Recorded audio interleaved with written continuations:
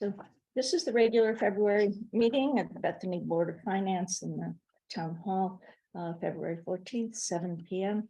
Board of Finance members here are Kathy Perone, Katie Erickson, Sharon Huxley, and John Ford. Our Director of Finance, Leslie Bachagalupi, is here. All three of our selectmen, Paula, Don, and Liz, are here. And in addition, we have guests. Let's see. Of course, we have Dr. Byers, the superintendent of the energy system. Terry Loomis. I just I'm blaming it on the bear. Loomis there. Yeah, and Jenna and Andrea Hubbard and Jim Leahy from the Orange Board of Finance. Okay, so the first thing on our agenda. Can you hear us? Looks like not. Okay, we're gonna proceed anyway. He should just dial into his phone and then open it. Can you hear me? Yes. Yeah, yes. Have Okay. him dial in his phone and then he can Yep. audio with Can his you phone. hear us? No. No. His speakers aren't connected. Oh my God. Okay. Okay, so the first thing on our agenda is Dr. Byers' presentation of the budget for the Amity District for fiscal 24. So I just need Miss Okay. Francesco to pull it up. Yes. All right. How do I get this on here now that I've got it on there? Yeah,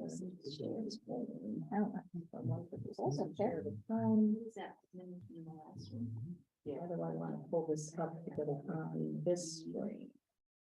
All right, where's your expertise? So is the presentation open? It is open. I have it. This is quick share screen. Hold on a second. I get right there. Oops, sorry. If you can just click on the big green button, share, Okay. and then you're gonna click on that. And that'll share it. It'd be easier if I just kinda scroll through. You want to sit here and do your thing? No, No. It's very awkward. It is yours. Another chair. It is yours. Go for it. Thank you. You're welcome. I will leave it to your expertise.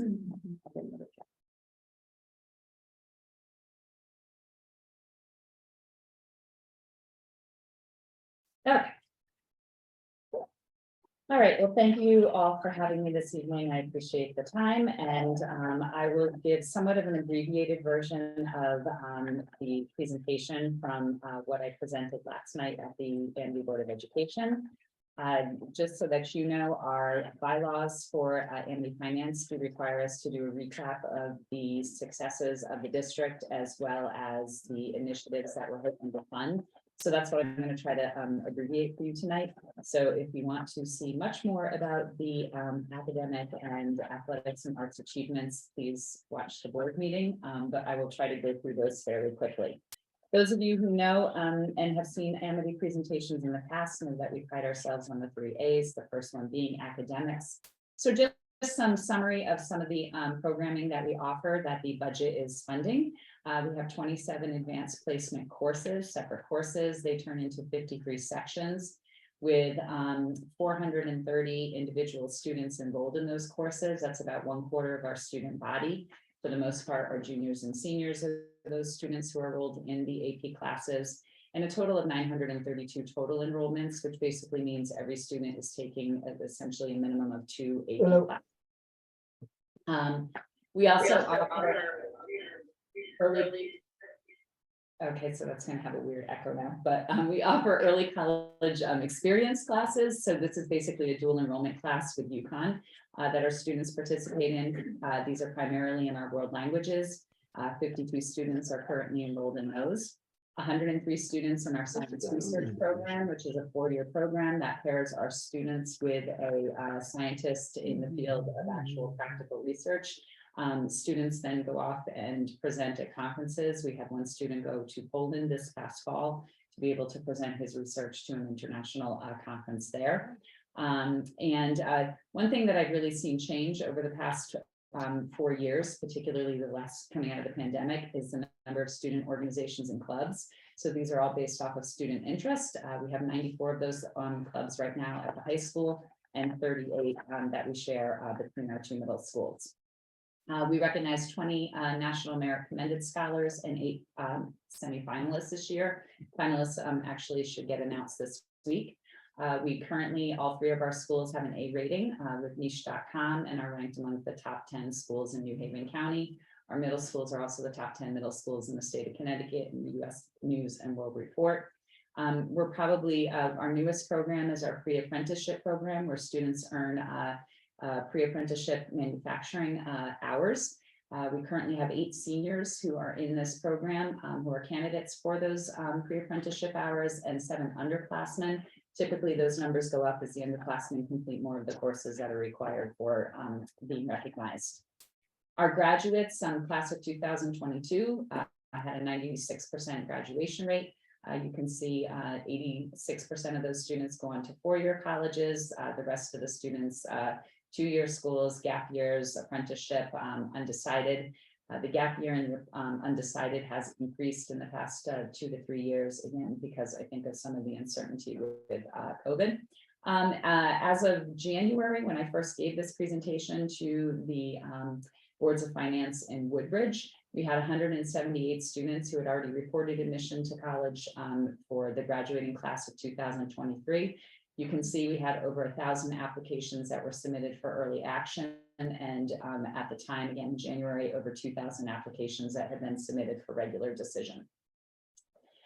We are able to, again, use data to help form our strategic priorities. This has been something that was absent for 2 years during COVID because we didn't do the mandated state testing. So we are actually happy with the information we received from the state. And this is I'm here. This has helped form the district priorities that guide the I am here. guide the strategic budget. And so the things that we would ask for is the continued support for the indicators where we show strong performance, including arts, AP, and our health and PE, which is through both our classes and our athletics. We do know we have to address efforts to improve chronic absenteeism. This is a problem statewide, but certainly something that we're seeing reflected in our student population.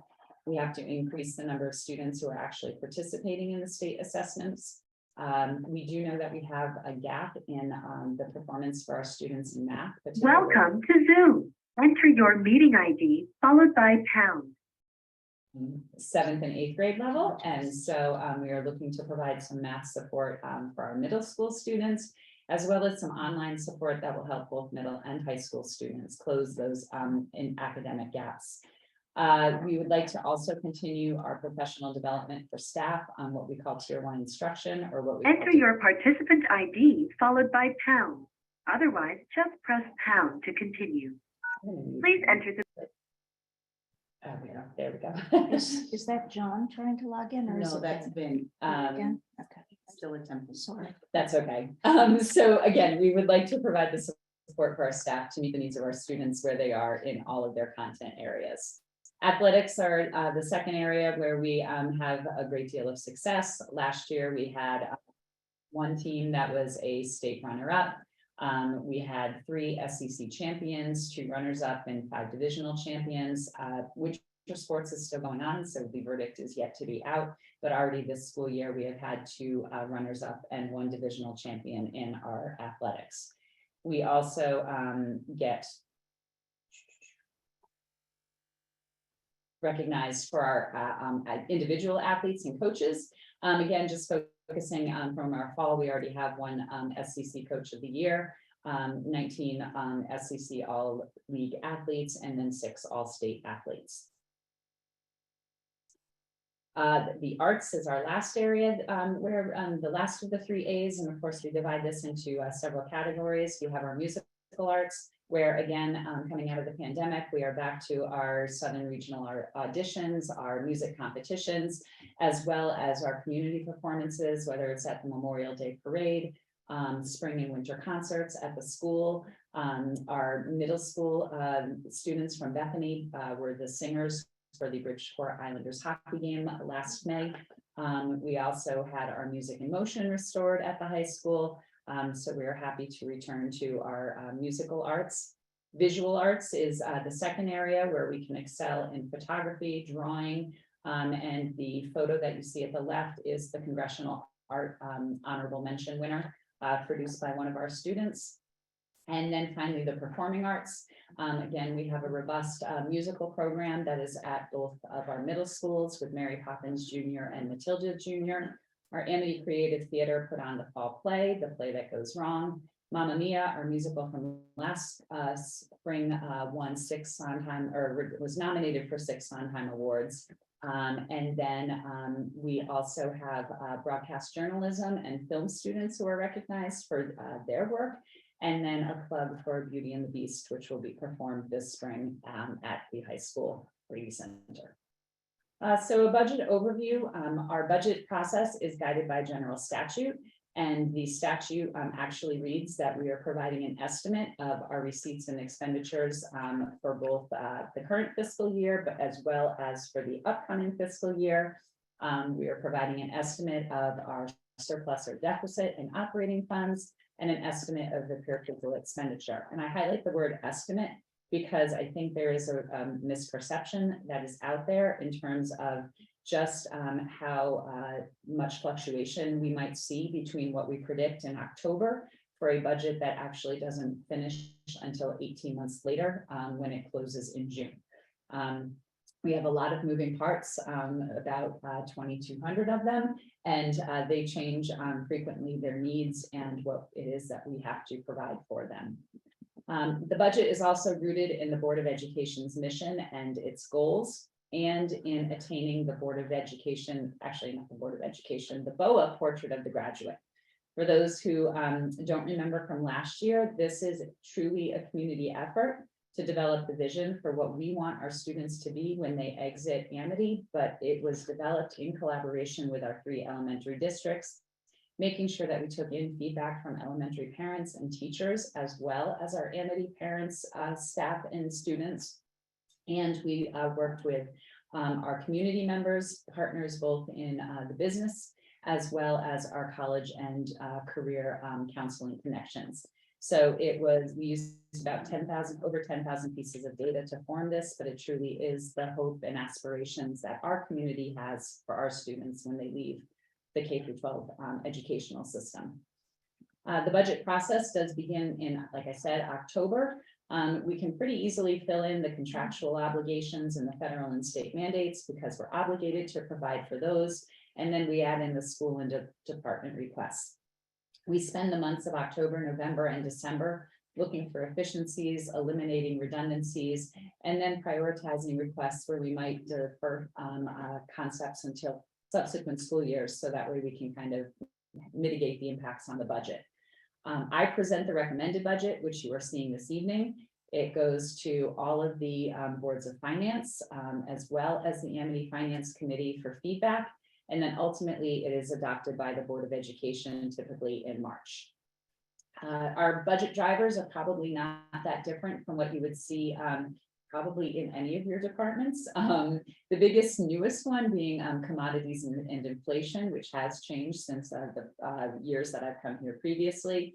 Also contracts, healthcare, pupil services, or what's more commonly known as special education, technology, personnel, the revenue that we bring in, and our enrollment.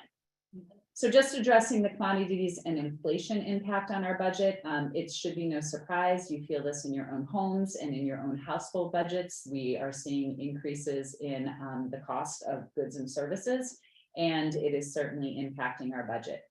Inflation in January was up 6.4%.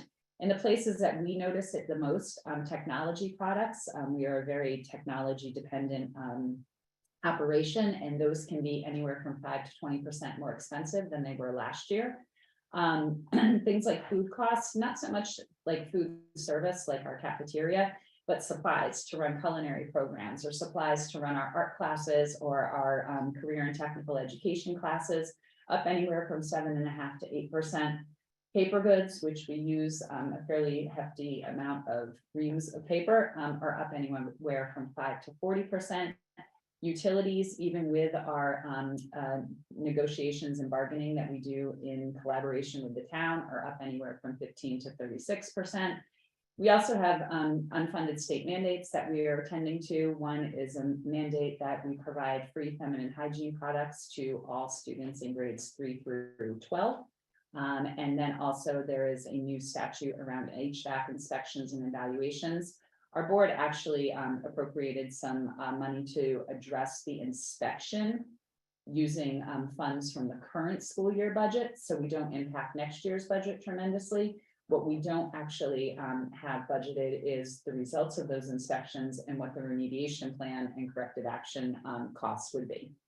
So we're hopefully relying on our really good HVAC to get us through that with minimal repairs needed. Our budget is driven primarily by salaries and benefits because we do rely heavily on the staff to provide our educational services.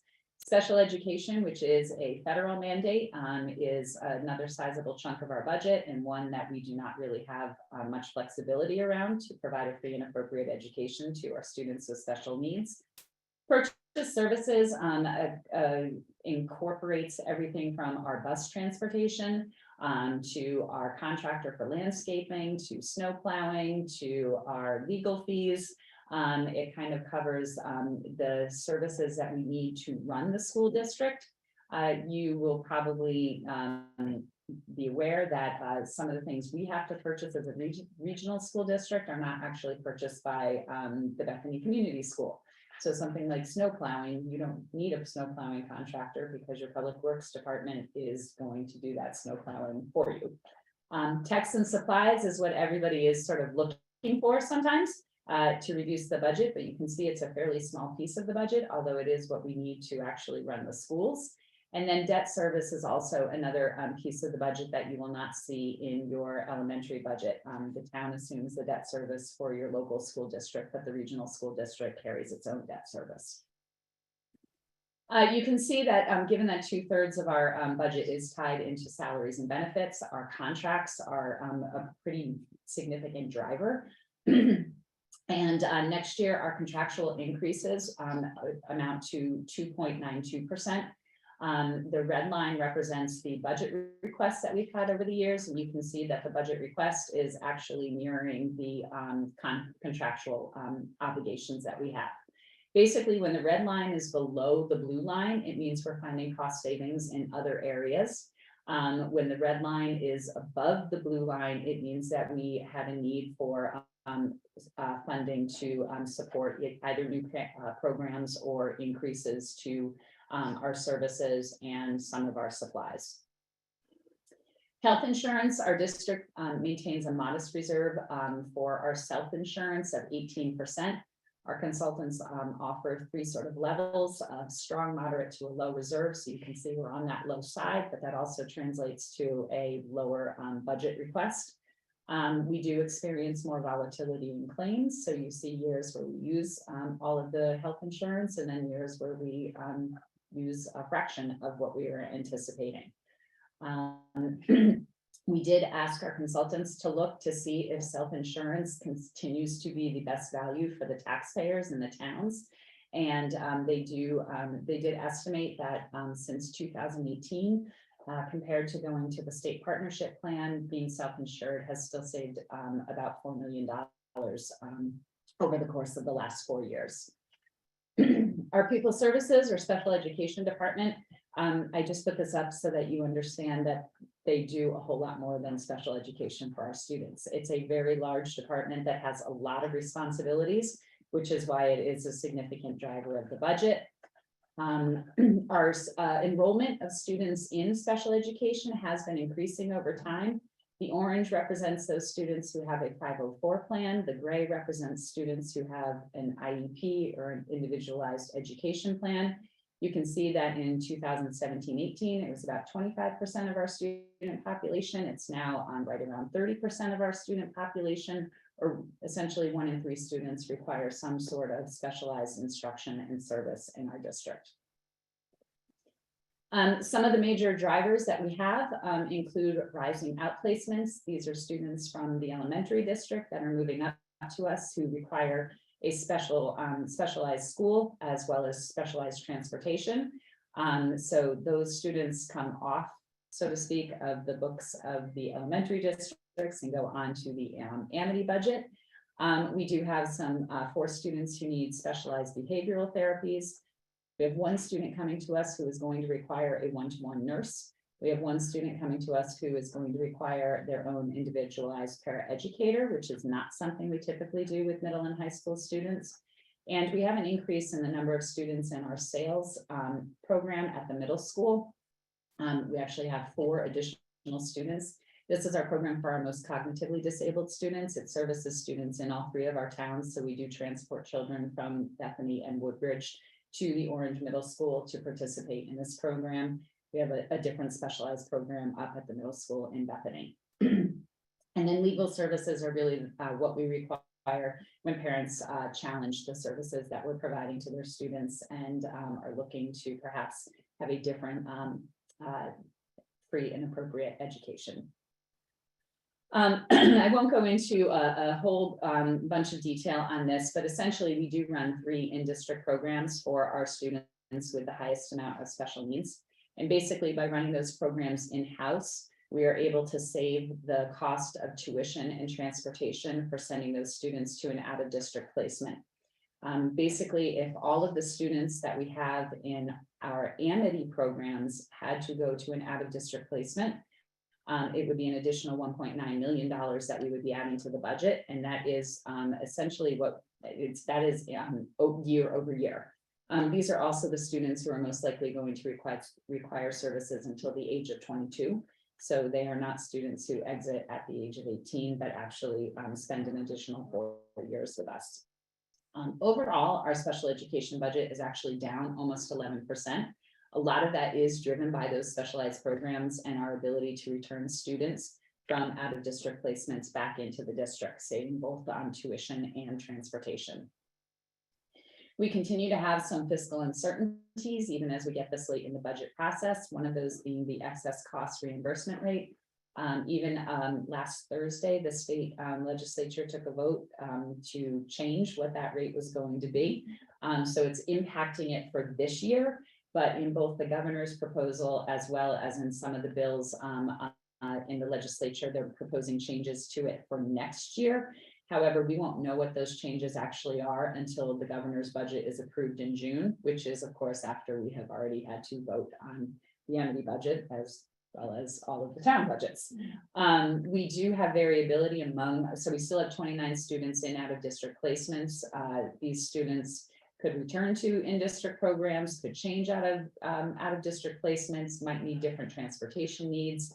So again, there are most high needs students who also come with high cost and have high variability. We have seen an increase in students moving in and moving out of the district. And then occasionally in the spring, we will get additional outplacements recommended through the PPT process at the elementary districts. We do try to keep in constant communication with them right up through March when the board adopts its budget. Our technology fiscal impact is really sort of driven by the fact we continue to maintain a one-to-one digital learning environment. That includes the leases that we need to have a device for every student and every teacher. And the endpoint protection and classroom management, basically that prevents students from accessing with the device and at school websites and places that they shouldn't go to. And then the peripherals are some of the things like keyboards and mice that we might need to help run some of those devices. We also have specialized labs, primarily in career and technical education and in the visual arts. Those need to be replaced. Basically, the software and what we ask students to do it's just far too complicated for a laptop. We also need software for teaching in the one-to-one environment, and we need instructional displays. What is an instructional display? Well, it could be the TV that you have in front of you, or it could be a very complex touchscreen Promethean board that might be used in the math department. What we have done is instead of just buying one type of instructional display and providing it to everybody, we've really looked at every single department and content area, what they use it for, what the need is, and are trying to purchase the device that is best suited for them. Ultimately, in the end, this saves money because it is far less expensive to buy a large screen TV than it is to buy a Promethean board. So if we can be deliberate in that process, we can also make sure that we actualize some savings. We have also developed a comprehensive 5-year technology plan. I'll talk a little bit about that when we hit our capital plans towards the end. Our personnel fiscal impact, I will run through this fairly quickly and then just hit on 2 positions. We are looking to add, like I said, a middle school math interventionist that would be shared between the 2 middle schools, a 0.6 world language teacher in Chinese based off of student enrollment and requests for this at the high school. We are reducing 1 English teacher due to prolonged declining enrollment. We were able to reduce the department size in social studies last year. We were able to do that now in the English department at the high school this year or in the upcoming year.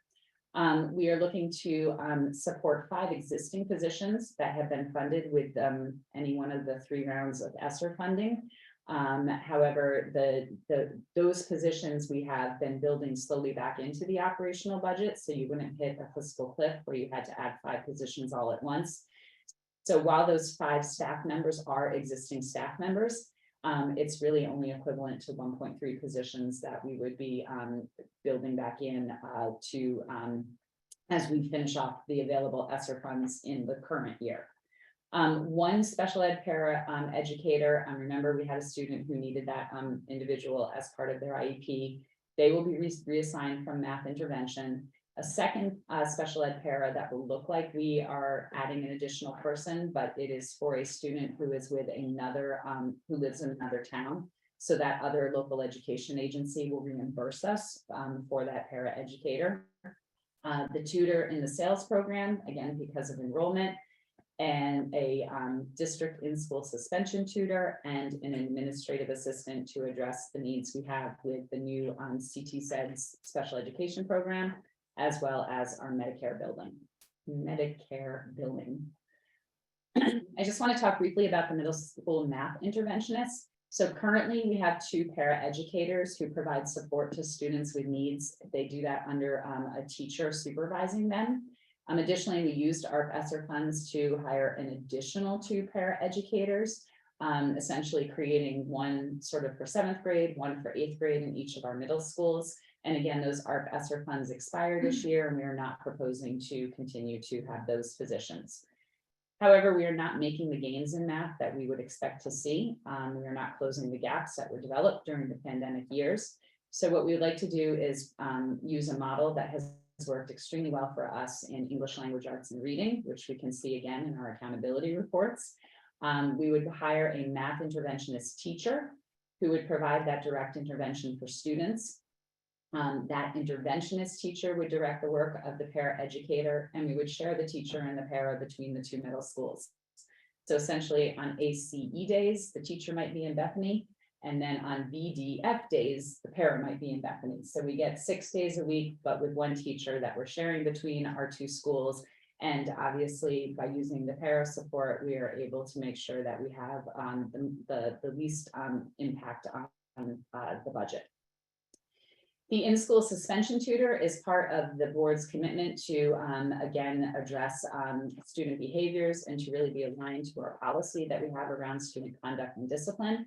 Currently, in-school suspension is a teacher duty at the high school, but we don't have any coverage for that at the middle schools. So what that means is a student in the middle school who gets in ISS might spend a period in Dr. Tracy's office, and then they might go to the conference room for a period, and then they might pop down to the counseling office and sit with the secretary there for a period. And so they just kind of get shuffled around. The idea would be to create a district-wide ISS program. It would likely be located up at the district office. We would be able to provide transportation for the middle school students to the Woodbridge campus. The concept has been reviewed by our legal counsel, and the tutor would be a certified teacher who has skills in classroom management and supporting students who would be able to provide the ISS supervision. Based on data from last year, about 40% of the time, we had a student in ISS for a full day. On some of those days, we might have one, we might have four. But on the days, if we did not, and that doesn't include the days kids going for partial ISS, like if they did something not great first period and then we put them into ISS for the rest of the day. And then, but if there was truly a day that we did not have a need for the tutor for in-school suspension, that individual would be reassigned to the high school as a substitute teacher for that day. There is virtually no day that goes by where we do not have a need for a substitute teacher in the high school for some reason or another. And we are short significantly on subs who can provide coverage for us. We do bring in some revenue to the district, including adult education, parking fees for our senior students at the high school, our investment on interest, ticket sales and athletics, tuition from individuals who choose to enroll their students into the Amity district, transportation grants for magnet school transportation, building rentals. The biggest source of revenue is our excess cost. And again, as I mentioned earlier, they're changing that 70% number, and there's proposals to change that 70% number. I think the important thing is to understand, first of all, it's never funded at 100%. It's always some fraction of what the state is committed to paying, but it does appear that that is going to be going up.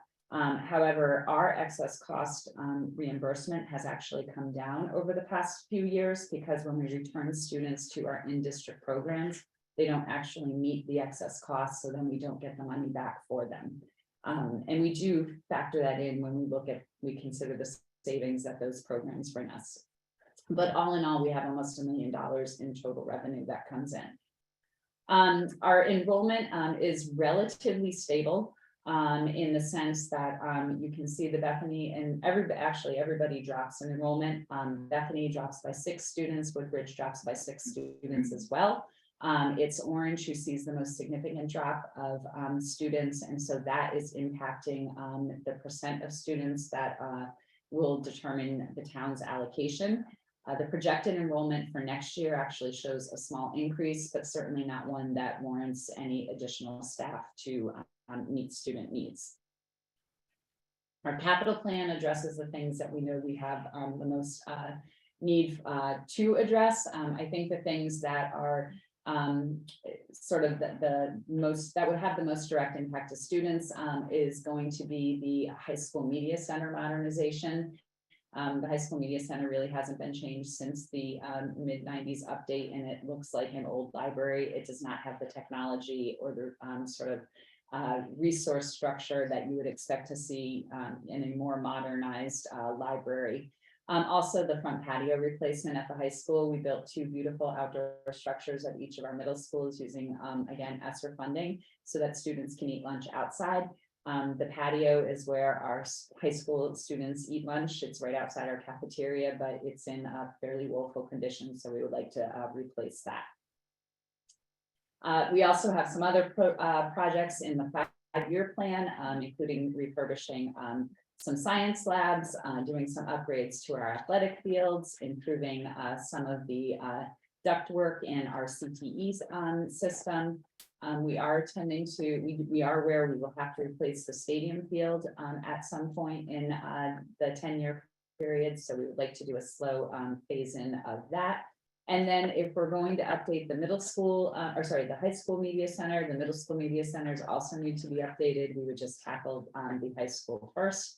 And then we do have a planned replacement for the gymnasium / stage lights that are at both middle schools that are used for our musicals and our concerts and our graduation ceremony or promotion ceremonies, and pretty much events that utilize the middle school gym stages. Our technology plan, like I said, the specialty labs, rather than doing all 5 at once, we have a 5-year plan to phase sort of 1 lab in every single year. We have a plan to phase in a reasonable number of Promethean boards and projectors, as opposed to replacing, several dozen all at once. We have to continually update security cameras, and we are looking to see if we can make our one-to-one devices last longer, which will actually help to lower our lease payments. Probably the most important thing in technology is we do have, again, a planned infrastructure replacement. You may not quite remember this or have noticed it ever, but we had to request from the board over $1 million when we needed new servers and Wi-Fi and wireless access points. And it was a fairly significant cost to rebuild our technology infrastructure. Technology doesn't last long. Shelf life is anywhere from 5 to 8 years. So it's not something that can be bonded, but it's also not something that we want to come 1 year to the boards of finance or the Board of Education asking for several $1 million to replace that. So if we're aware of it, and if we can set aside money into our capital account so that we will be able to address it when it does finally fail, that will have a lesser impact on the budget. If the technology infrastructure were to fail, we actually would probably not be able to run schools, given how much we are reliant on technology, from everything from our security systems to our student data management systems to everything that our students and teachers do in the course of an instructional day. Textbooks, again, we also try to phase those in over a 5-year period, so there's no 1 year where we have a significant increase in cost of textbooks. Our debt service is going down. Some of this is the large high school renovation that was completed several decades ago, as well as a reflection of the debt service from the most recent bond projects. Again,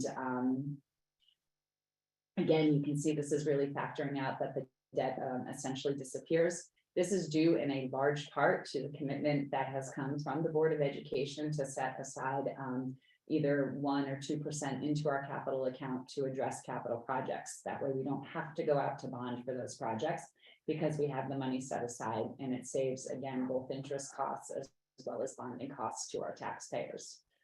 Which is why I include the 2% reminder that we are allowed to appropriate up to 2% into a capital non-recurring fund for future capital items. Our board has not chosen to just flat out take 2%. Instead, they identify specific projects with specific costs associated with them and will appropriate the money that's needed to complete those specific projects. Basically, from our initial budget request to where we are today, we have cut about $1.1 million. In terms of its impact on town allocations, again, remember this is driven by enrollment. You can see that overall the budget increase that we requested is 2.93%. The impact to Orange is the least significant because of their larger decline in enrollment. The impact that is felt by both Woodbridge and Bethany goes up by about 5.5% for Bethany, 6.5% for Woodbridge. You also see the decline in revenue because we are not getting the same amount of funds for excess costs that we have had in the past years. We know we've been monitoring the superintendent's budget proposals as of February 9th, which was last Friday. The average superintendent's proposed budget increase is around 5.909%. So you can see that the 2.93 is well on the modest end of the increases that are currently being proposed at this time. And that is it. Thank you. And we're happy to take questions. And I'll give you your seat back.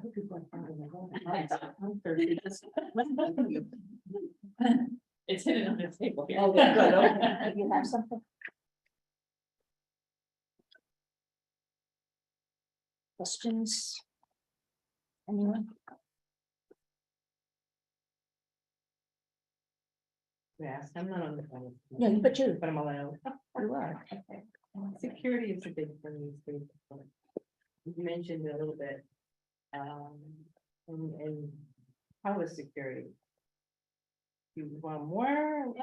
Yes, there. Yeah, I actually think we've done a really phenomenal job with security, but again, it's been sort of a slow phase in.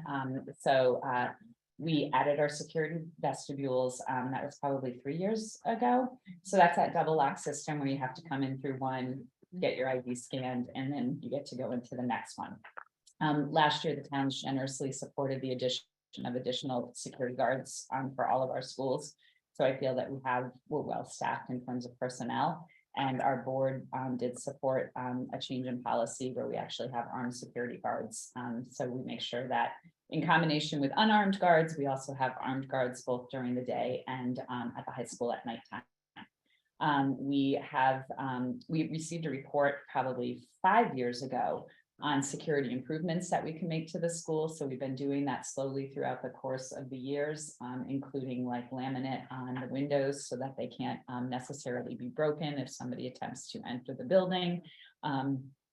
Even simple things like fences and planters to deter vehicles from accessing our schools. The biggest thing that we need, which is what we have, are cameras. And it's just because the cameras, we've had security cameras for a long time and they're just failing. Some of them are analog cameras. The quality isn't what we want it to be. And so it's just something that we have to replace reasonably over the course of the years.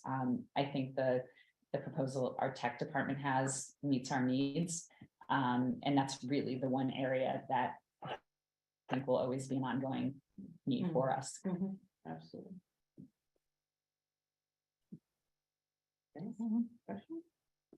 Yeah, just thinking about last year's budget, how are you performing to last year's budget?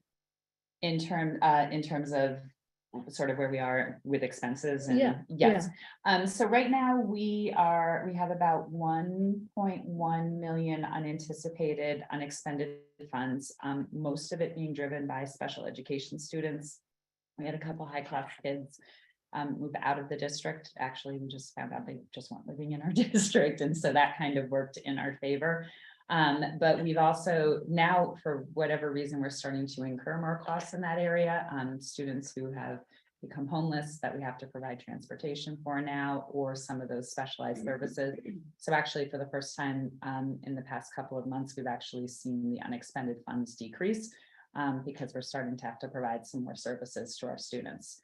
I would say that 1.2, 1.1 million has been consistent since October. When we lost a couple of student enrollments, and it's just kind of stayed flat at that point.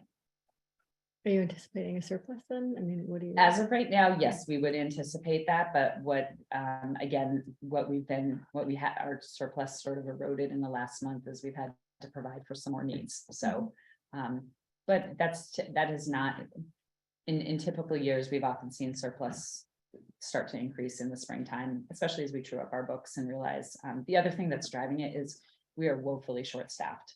I don't think we have had a point in time where we have not had at least 4 to 6 teaching positions open, and our paraeducator positions, we contract with outside services.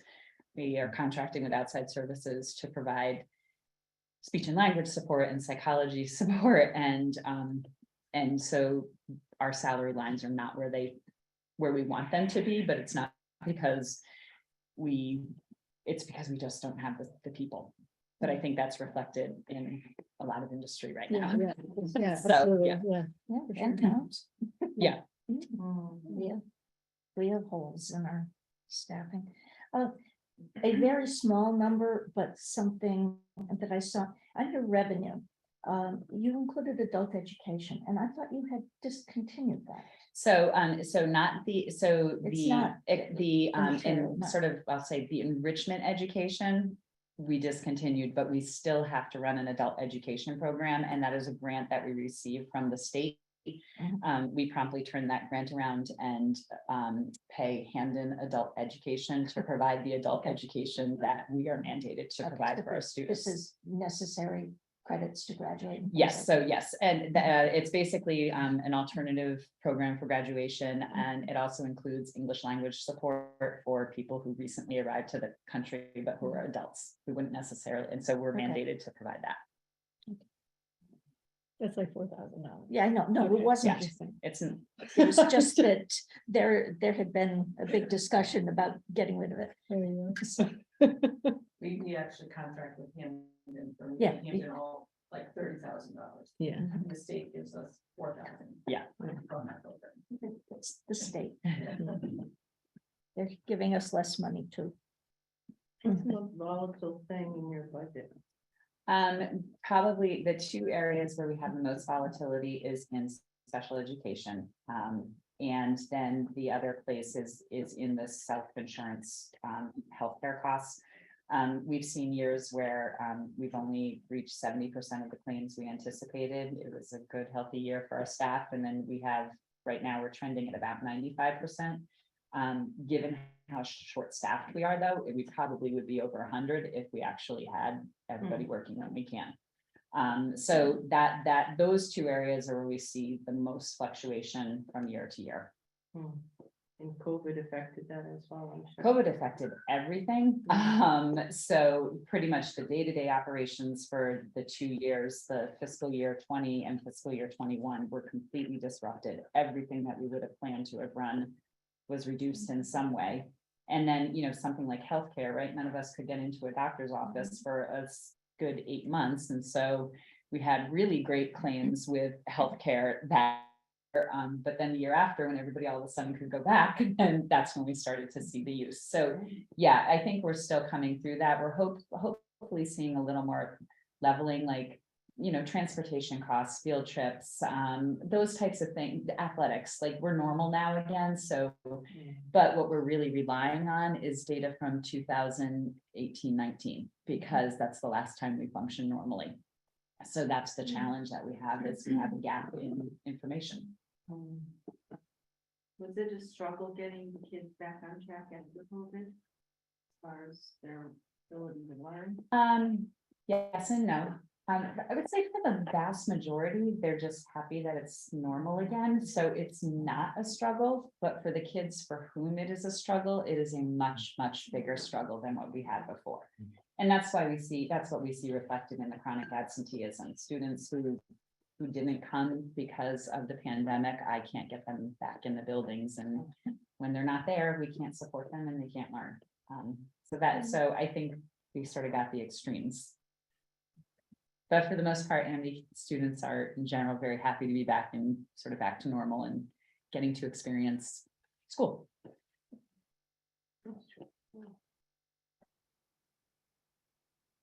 May I ask a question? Certainly. Okay, thank you. Just last night, we heard at the board meeting, we heard the audit report and accepted the audit from the auditors, and we had a completely clean thing, which is great. And so we then approved the return of the unexpended funds to the towns. I'm just curious, do you have an idea or a number for what Bethany's increase is gonna look like when you apply those unexpended funds? And so like last year, the budget, the town meeting happened and we approved it up here, and then by the time the budget went through an Amity, it was down here. So like that gap of money that's sitting there, like when those are applied to this year, how does that end up for our town? So just for point of reference, because so you may remember, if you've been here for a while, that when we used to get an audit, we would actually write a check and like give it back to the town, and then you could do whatever you wanted to do with that money that you received back.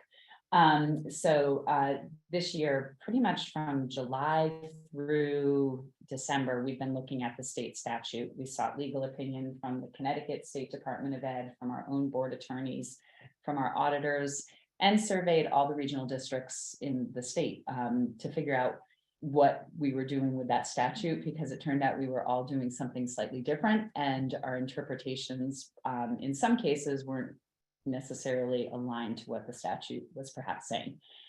So what we have landed on is you will not actually get a check back from Amity, but instead in March, the town of Bethany would have had a bill that you would have had to pay to Amity to support our budget. And what we will do is we will reduce what that bill was, essentially creating money that you have that could, if the town finance committees wanted to, be used to offset the cost of the Amity budget.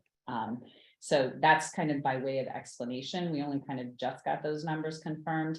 I don't have it, but Ms. Loomis, do you have that information? So the current 2.9% increase, as on one of your slides showed, was that Bethany would increase by $500,966 if the variance from the approved budget on the town side, 3.99, and the unspent funds were applied. For Bethany, that totals about 196,000. So their change in budget for Amity at that point would be 303,997. So again, it's not my spot to direct how the finance committees or the selectmen choose to do that, but that is sort of available. I have a phone. I would just like to know what the percentage looks like. Or is it overall percentage or the- I'm sorry, what are you trying to determine? Sorry, couldn't I hear. would like to know, like, if Bethany's paying in percentage, 6.7% increase for the town of Bethany. I thought it was 5.6. 5.62. That's, So when you apply the difference in what was approved at the town meeting last year for Amity and what was then approved in the referendum eventually, plus the money that's come back from the unexpended funds. If you're applying that to education, what does that percentage increase then look like? I'm just wondering, is it a minor decrease? Or does it drop it down into something that's less painful? the two pieces that impact us the most, honestly, the most important one is the redistribution in terms of percentage, because that has a $500,000 impact. That's where most of the increase for Amity is coming from. It's the redistribution. In It's enrollment is, I in think it's what, enrollment. It's the enrollment issue And that's shifting. has, So if you're current without any application of these funds, it's 5.62. And if these funds were applied, it would be 3.4%. Okay, thanks. Jenna. 3.1. 3.4. that's not including the part we have to make up. Though, right, because of the state giving you less for ECS. no, the state actually, I think, is going to give us more, which Okay. means the Okay. revenue line would Okay. go up, which means your allocations may go down even more. Okay, so that's where my original number. The came from. 6% came from? I was about to ask Yes, where you got that. it's because there was of the reduction in revenue, assuming that what was there last year was going to be there again next year. With the state cutting the reimbursement. They're cutting ours, our board of Ed. I guess they don't like us, I don't know. It's all based on the number of kids you have and what their services are. So yeah, it shifts from year to year. But the number of students go down. Right. Yep. And so then the revenue goes down. Sorry, not for again, us. is Bethany expecting more down in population or more up? Like, what's our? So again, if you remember, we base the allocations on a comparison from October 1, 2021 to October 1, 2022. But if we project what our student enrollment should look like next year, I believe everybody is going up from the current year. Yes, I do. Are we going up less than other people? No. More.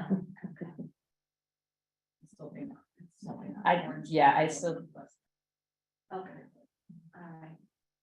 People like that. I mean, honestly, you can see there have been sort of two populations gone through.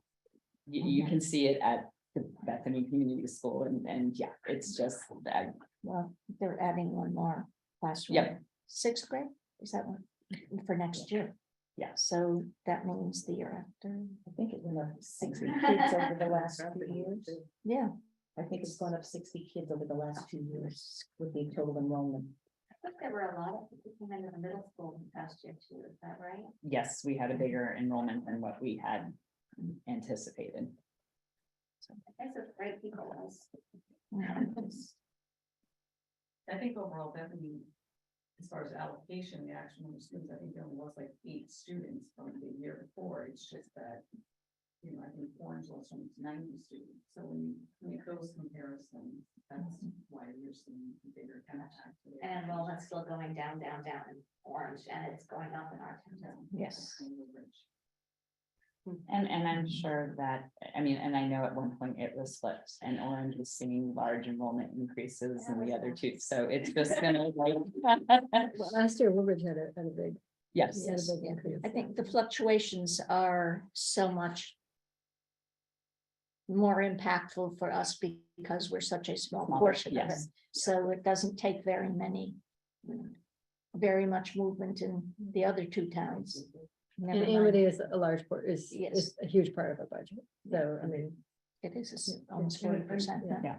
I'm struck by the challenge of, the homeless stuff you're talking about. Okay, that's new to me, that's an issue. Maybe not this town, but another town, but I don't know personally, of course. But also the cost of special ed, which I always knew was outrageous, but just that one child perhaps with extraordinary needs can be an extraordinary cost. I've heard that before. Yes. And the numbers. It's kind of shocking. And that's the ones that you know are coming into the district. It's the surprises that will come in after the school year starts that throw you a curveball. Yeah, absolutely. The town didn't expect Yeah. something like that, yeah. And so, and that does strike that volatility that you were asking about earlier.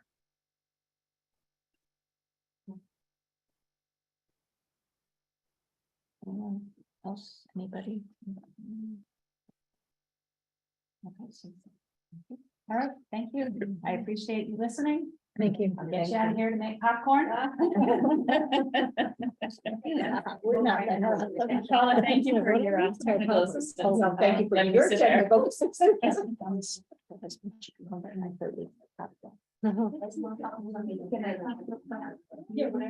It's all order. See if we can make it happen. I wouldn't mind. I wouldn't mind that.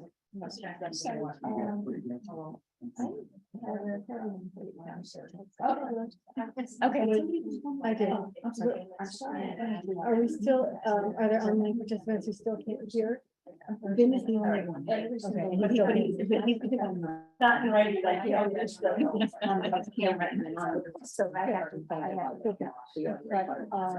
I just want to make sure other people. That's Vin's phone. So he's multitasking.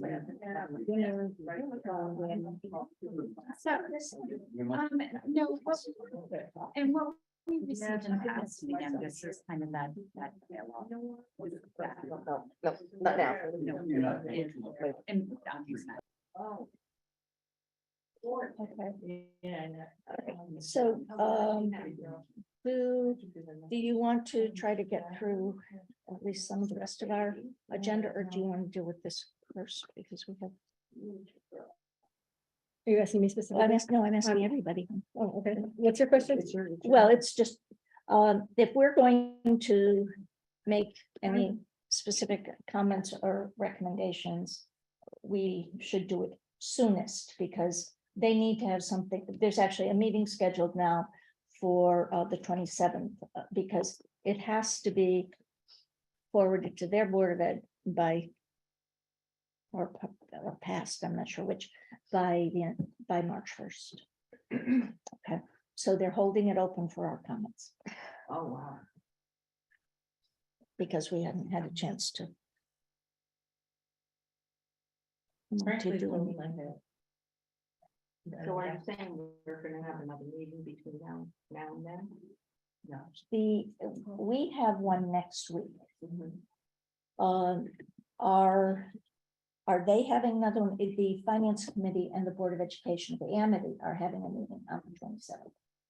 That's what I was saying, because it needs to, one way or another, be through them by the end of the month.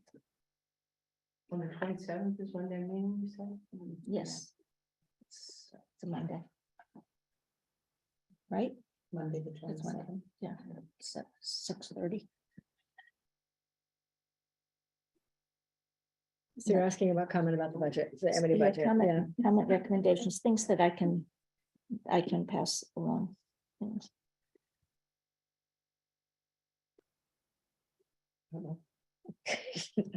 Nothing to say. No, it's really kind of stunning to me, actually, having not gone through this before. Mhm. Sorry, I forgot my water bottle.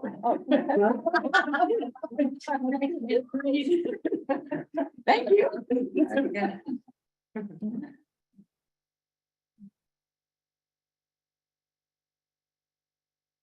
If you want to take some time and let it digest. If you can get me comments within the next couple of days, I can get them to, but they need our, if we're going to make any specific recommendations or even overall comments. I'm impressed by the fact that they're already at a $1.1 million surplus for this year. It sounds historically same, like, but I think, Actually, usually it doesn't show up as a surplus until around March. yeah, they sneak it in after budget. Well, I think that she season. said they are down staff. So they're Yeah. paying yeah. teachers extra to cover extra classes. So it's a different than paying a full teacher salary No, with benefits where they're paying teachers instead of having 5 classes a day, they potentially are having 6 classes a day. So there's a different fee. I think it's Being 5 paid, instead of 4, but yeah. Well, however it's Yeah. broken down with their schedule, I'm Yeah. just saying they're getting extra teaching How many periods. folks are self-insured? You can't, that's not, it's sort of a dangerous thing to do in a way, Self-insurance is not uncommon with school districts If they're and large. large municipalities, because sometimes they piggyback together, Okay. okay? But it is not always a cost-saving proposition. That's my, Yeah. as she alluded to. It's the you luck just of the need one or draw. 2 big claims. Right. Yeah. Yes, Yeah, it wipes you exactly. out. But there is a stopgap with everyone, even in a self-insurance, where you always have a backup plan, that you work with, where they pick up, but those stopgap thresholds are usually very high per individual. So yes, the amount of claims that they can have any given year is extremely high. The 18% is a modest number. It is not an exorbitant number for them to have in reserve. Lost reserve, yeah. That the loss reserve there, that's not large. But it may not be enough to cover them in a catastrophic year. I think it's actually higher. The actual amount is higher than that. That's been recommended to them. Oh, yeah. They were actually talking about potentially increasing it back to 25%. So I think the 23 is where they're aiming. Because they don't want to get caught. They don't. On the other hand, I don't know. This is a scary world though, anything can happen. Mhm. So, There's certain things you can control and are contractual or whatever. Then there are other things that yeah. in 24 hours, something could change. Mm-hmm. So I think my only Their comment, actuaries don't recommend 25%. What do you recommend, 20? They gave them a range from. Oh, I forget what the 17 was the lowest low, 17 was the low. was. 17 to Who 23. is there? Oh, we probably should know. Brown and Brown, they're new this year. When we interviewed Brown and Brown, my name's Jim Leggett. I'm on the board He's of from Commissioners. Orange. When we interviewed Brown and Brown, the way it was described to me is getting worse. There are 3 pieces for which you have this percentage. And the reason Brown and Brown is recommending a lower percentage, they recommended loss 15. This is the guy who made the presentation that night Mhm. on the meeting you wish you were invited to. Yes. That I happened to find out about and when. He said it was 3 pieces, and one of the pieces was the quickness by which payments get back to the same. In other words, it's not worrying about big things, it's just how the speed of which payments are made. Right, there isn't a backlog like in June 30th or something until December, right?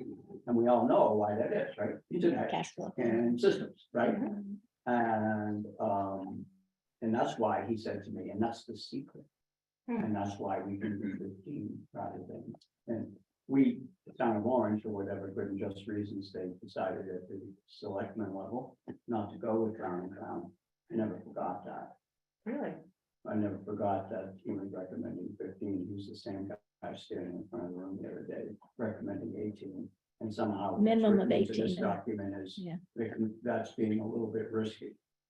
I mean, Yeah. if I had $1 for the word risk in this presentation here, I'd have a 4-digit pocket full of change. I just, I'm not. This is your. Okay.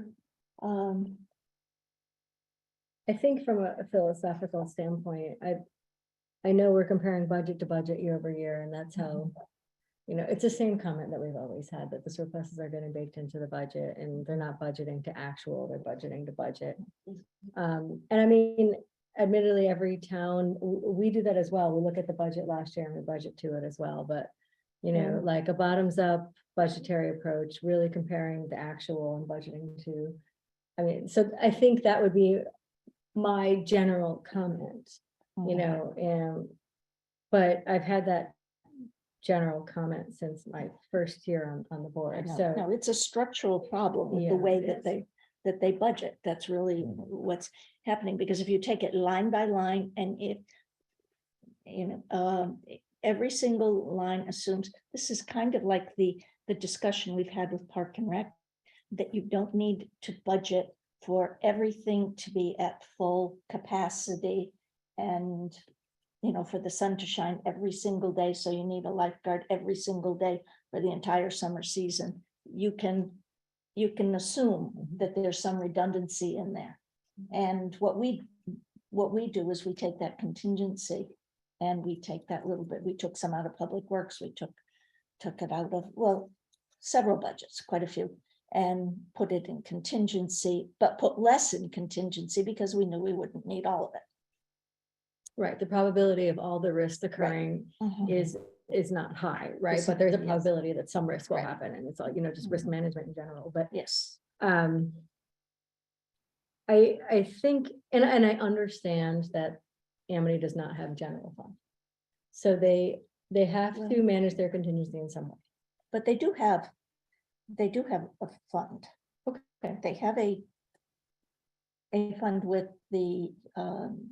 with their surpluses that have not been returned to the towns. I think it's about That's- $1.5 million. That's the 2%. No, the 2% is, well, what the last budget was 2.9 million? Not last year, wasn't it? 2.9, and then they took $1 million out. Well, 900, and she said we could take $1,066,000, but we didn't take that much. No, they took 996.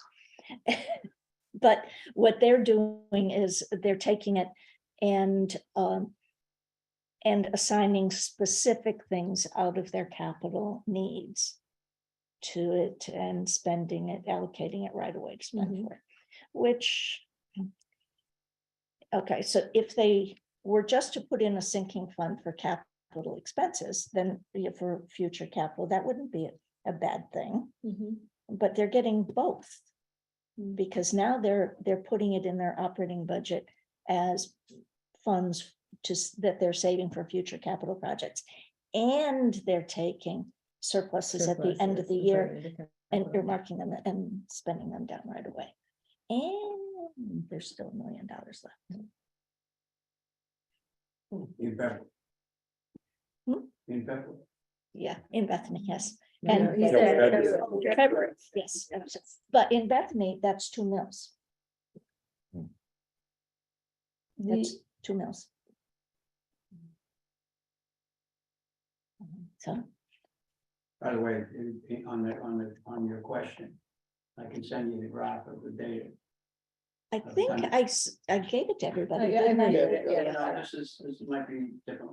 Oh, All right, well, if, the budget number. Yeah. Go back over the last 15 years, the actual to budget, once you have taken off the surplus, okay, from that budget, it's 4 times what the budget number was on average. So you hear, oh God, 1.9%, wow. How many other of those schools in the DRG, all right, have the luxury of actually having spending, and you have a multiple of 4 on that increase? No, well, that's, not a yes. lot. It is. Okay. All right, so I will pass along that our concerns are once again that I would love to have them do a bottoms up budget based on actuals from prior year. I agree. That's my feedback. Okay, I will pass that along. And, all right, Actuals spent, not actuals earmarked. Yes. There is a difference. Yes, there is. Yes, there is. But they already have what they're planning on spending this year's surplus on. I thought. She showed it to us, yes. I forget what it was, but, But it's not. no, it's not in the budget, but it's in the capital plan, but this is what we're gonna spend it.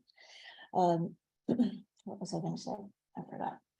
Oh, when there is a vote in 2 weeks, it's my intent to vote no.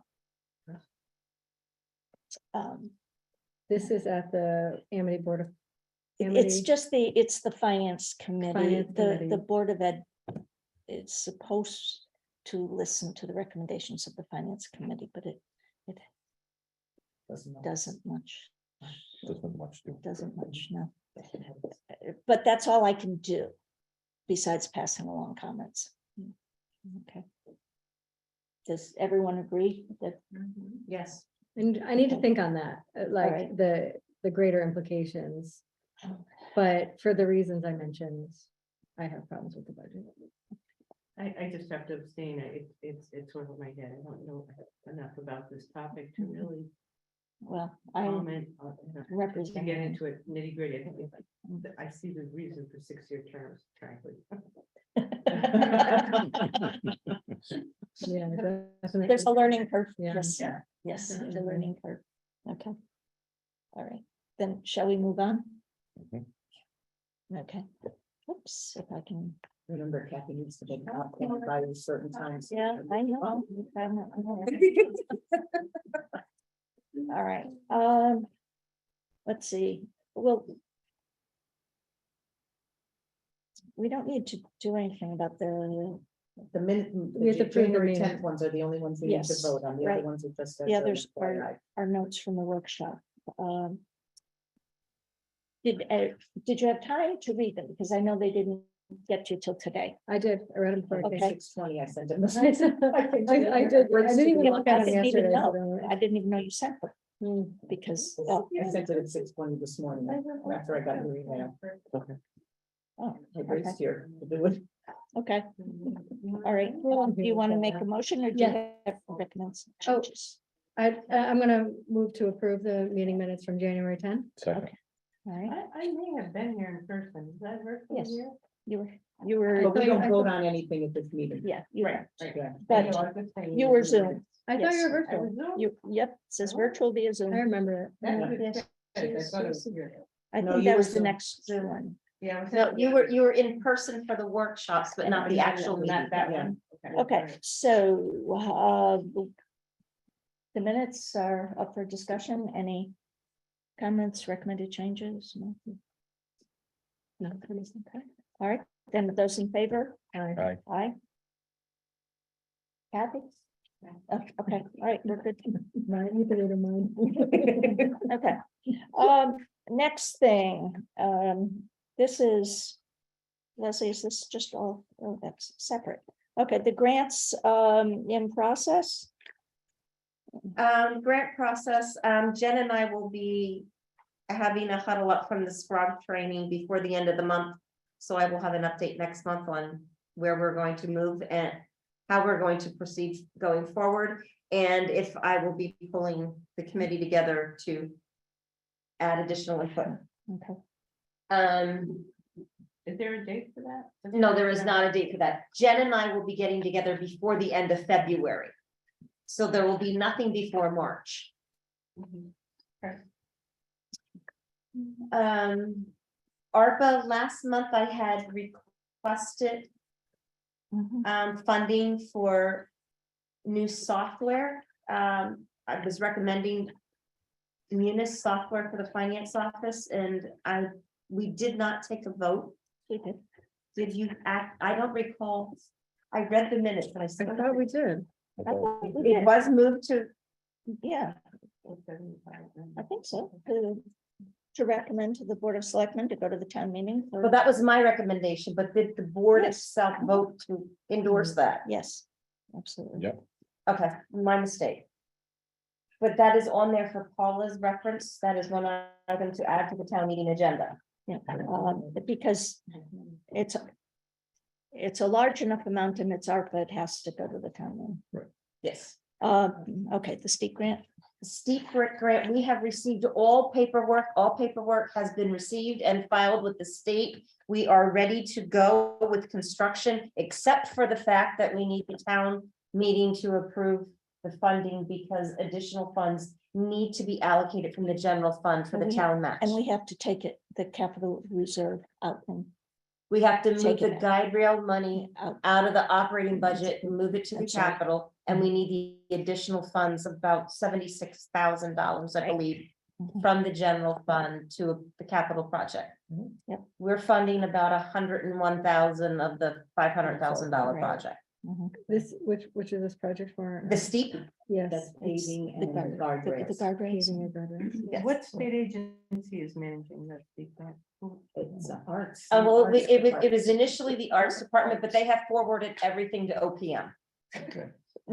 Arts for guardrails. This is one reason it has taken so long is because they had to. Okay. No, not the steep grant, it's the Cabrera one, that's the. Oh, arts. the Yeah. next Steep grant is under who? The steep is through DOT, I'm sorry, it's through DOT. Okay, All right. yeah, Yeah, that's sorry. So, So we have to have a town meeting soon yes, to get the steep grant. because we want to Yes. get, We yeah. gotta, before- we gotta get on the schedule. Yeah. Leslie and I have. been- Board of Finance supports that. We're. No, I more understand. than it. happy to have a Right. town meeting. Yeah, We can't do anything without. yeah, this is just status reports. These things are on hold until they're approved at a meeting. And Cabrera and Delora, we are Still waiting. still waiting. We are working, we are doing everything we can on our end to submit documentation, paperwork, procedures, policies, and all that fun stuff to them. But we are waiting for actual allocations and the We green have lights to go Still forward. don't know on the. We still do not know on Delora where it can be used. Well, the Sorry. Cabrera was originally for windows and gym floor and then, Correct, that is still intact at that. Yeah. It's the Delora money that we are not sure of. We're waiting to see because we originally had The designated two firehouse. addresses. yeah. And then for some reason they put it in one, and so I'm trying to Okay. get clarification. And their But approvals the has two come addresses. through. have we looked at any of the announcements of new New grants? to see if grants, we we can- are looking into a trip grant to do Round Hill Road, which would take that out of our capital requirements. Mhm. And that's about $500,000. Yes, that's about $500,000. And there are other infrastructure and paving options out there that Don is exploring to see what can be put. That what can be taken out of our capital needs and put through on grants, whether they be, fully funded or partially funded, but we are looking to see, because you said that there's like 8 roads. 8 rows in it, right, to complete the whole first phase or final phase, or whatever you want to call it, phase. Last phase. Trip expanded to possibly cover some of that. Correct. Right, That would be awesome. Right. and they extended their deadline on that one as well, because it Yeah. was supposed to be last week, and I It's think supposed it's to now into April Right. Who is for the deadline. Well, Trip, it's like just two Sprague, right? Sprague is. Well, no, Transportation. the trip grants are designed for rural communities. Oh, that's the one, that's. And we're the only ones that are eligible for that The only one in in the- Sprague, Yeah, yeah. because we're the only rural town in the Excellent. 15 towns. Well, they ought to give us something. Sorry. Us all, but- We are, we are, For the water. we are. Get everything. in Sprague, yeah. Yeah. So, and they're very eager to help us and assist us in getting Yeah. that paperwork done for that. So, So that Round Hill and the trip grant are separate grants. Well, no, Round Hill will be done through the trip grant. through the trip. Oh, okay, okay. Yes, Round Hill is, our plan is to have Round Hill done through the trip grant. Is that going to require town meeting approval? I would think so. Yes, it will. Well, it's on the capital plan. It is on the capital plan for fiscal 24. Okay, well, it's going to be there by the time it gets But started. just to isn't accept the it? grant, we have to have a town meeting, I believe, right? Yes. Mm. So I. I don't know about that one. Okay. Well, I I'm, Hopefully not. I don't, I'm, I don't know, actually, I was like, propose that we look into that more thoroughly. Yeah, because if the And- town approves it. and- then we get the money. possibly add that to the town meeting as well? That we are looking to apply for a trip grant for funding to do it. And Can get- we move it from, can we move it from the capital to this, and do we have, will you allow, will you vote yes? For us To to move on this. move on it, or do Yeah. we have to come back and get approval a second time Right. after the grant Well, we- process is complete? yeah, by May it'll be too I mean, late, the only thing was, we could bring it to the May meeting again, we could bring it to the May town meeting again. but it wouldn't, if only if we to. have to do it twice. Right, Well, right, yeah, and again, it's, you want to get on the schedule of the pavers and the Right. right. moving Correct. telephone poles, and it's. Well, Round Hill's going to be a major project, because you're Yeah, yes. lowering the road, moving Yeah. stone walls and But- poles and.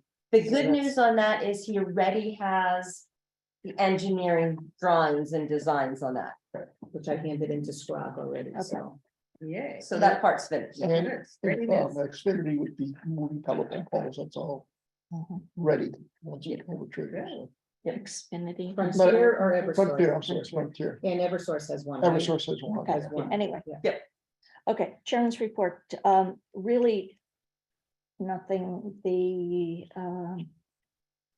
at the meeting last night, basically, I don't know what to tell you, they didn't make any reductions she didn't make any reductions based on feedback she got from Orange or feedback she got from Woodbridge. And she's not planning on, unless we come up with something very, very specific on making any changes. They're going to, Let it go to referendum. after. yeah, well, it's gonna go to the finance committee looking like it does now, and then it'll go to the board of Ed, Board, right. And then referendum. because there's no way to stop that from happening, actually. Okay, I'm done. Okay, just a couple of things. We met with Frontier a week ago, the 10th, the third, sorry. The third, Frontier has mapped out a plan. They will be bringing fiber optics to town, starting hopefully mid to late March, and basically going through the whole town. I have a little blurb that's gonna go in the bulletin. Any areas where they have to require underground work, they will hang some notices on residents' doors so that if they have underground sprinklers, electric dog fences, any utilities that go underground, they're gonna have to work and know what's where on the property so that they don't, because it won't be in the road, it'll be in the right away off the dump.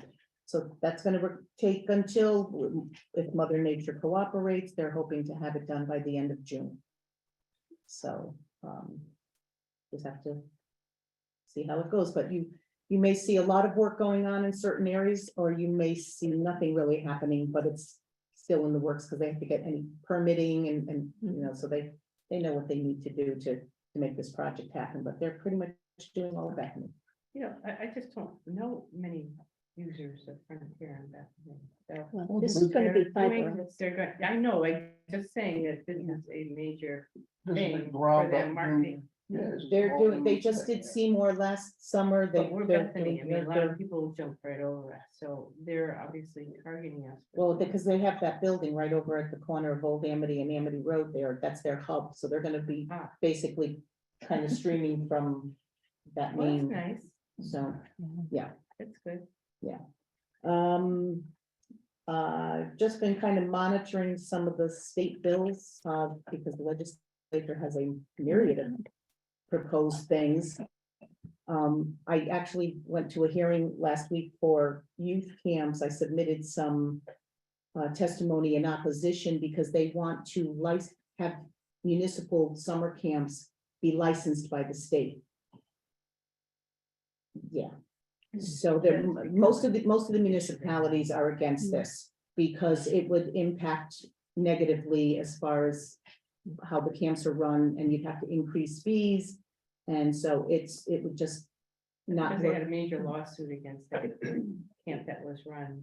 Right, so was private, run yeah, over so, that, but the municipal leaders, we've all sort of jumped on this going, this would That's a not be big good deal. for towns because we run successful programs, and because we are municipalities, we already have rules and regulations that we have to follow Mhm. anyway.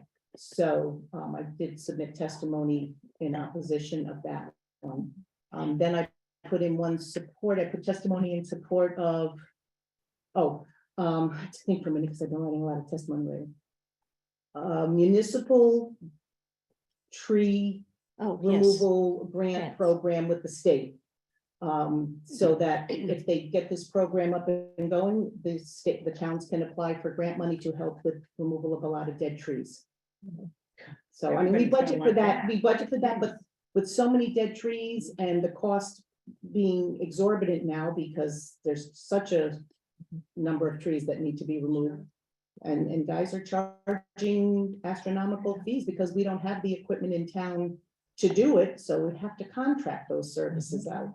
We're gonna have to bond for that eventually. Right, if the There's a lot state, of trees. out but if there. the state comes up with any kind of a Yeah. grant program, Yeah. hopefully we can get Yeah. funding that way. And then the other one that I oppose right now is the removal of the car tax in lieu of And replace it and with replace it with Oh, yeah. licensing. well, yeah, Licensing of landlords. licensing fees to landlords. And It's a there middle was another finger. oh, and insurance surcharges. And I said to them, because I was talking with one of whoever, and I said, we're Bethany. If we have a half a dozen homes that are multiple rentals, we're not gonna survive on licenses for landlords. It's just not gonna work. I said, we're rural. We don't have that kind of structure with, I said, we rely mostly on car tax and property tax. That's our major revenue source. So I don't think people are gonna want any more insurance surcharges, because I think all of us now pay for the crushed foundations in the eastern part of the state with a surcharge on our bills. So so I opposed that one. But I'm trying to monitor all the ones, and some of them are brought to our attention because we're such a small municipality. And how they would impact us, good, bad, or otherwise. So, and they've got a lot of them out there, so it's a juggling act, trying to keep track of them all, but just making sure they There's know we another, exist. Bethany is not falling off the map. yeah, there's another interesting one out there with, that's going to propose that the state set standards for small community sewage systems and small commercial sewage systems. And if towns, if QVHD were to turn one down, it would be appealable to this state. But if To you a don't have state the board. infrastructure in place to bring, No, it's community septic systems. I get Oh, that, yeah, but they I do, mean, yeah, that's what sinks a lot of stuff around here. so, So yeah. what's the proposal for? The proposal is that they're going to set standards at the state level.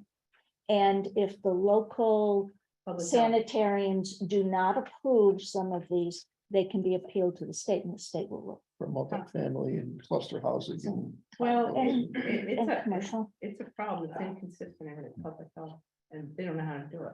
It's been like that for years. Yes, It's- but they most put of them on also forever. have sewers. Yeah. Most of them have sewers too. Oh, but So, I yeah. mean, But yeah, this is. Yeah. Community, right, right. But Yeah, Right. we're rural, we're well, yeah, we are who we are. yeah, that's right. Okay. And we love who we are. But I think, just. We need give to you- move fast. Okay, So, just so you know, there had been Bullet. complaints about traffic on 69, so the state troopers spent a week or so ago, Tuesday and Wednesday out there. The first day they gave out, in a matter of 5 hours, they gave out over 60 tickets. Wow. And the second day they went back, but there were only 2 troopers that day, and they gave out over 30 or 35 tickets that second day. So I'm guessing that at some point they will be going back, but it'll be a random type of thing. They won't be there on a regular basis, but apparently it was a moneymaker for them those Yeah. couple of days. So wouldn't it be I think nice it helped slow some people down. So the Mm. word got out on Waze and all kinds of social media. Don't go through Bethany on 69 because you'll get stopped. Mm. So we were very popular that day. Yep. Or not popular, depending on how you want to look at it. So I'm good. Okay, Leslie, Um, this one's bad. It's not that, it's just annoying. Yeah, It's just really annoying. the audit, well, I wasn't excited when I saw this audit. well, I have This item. in the budget. requested, I have asked John if he is available to present his findings at our next meeting. And I have not heard from him. March or next week. No, March. Oh. The March 14th regular meeting. I have asked him if he is available to present his findings. I have not seen a draft report yet, but I have asked him if he will be ready to present his findings that night. If nothing else, I'm hoping it forces him to get it finished. I have given them everything that they need. I don't know why it is not finished and why I do not have the report back. He hired Were a you saying these auditors? no. He hired a new audit manager, brand new employee, and gave him Bethany.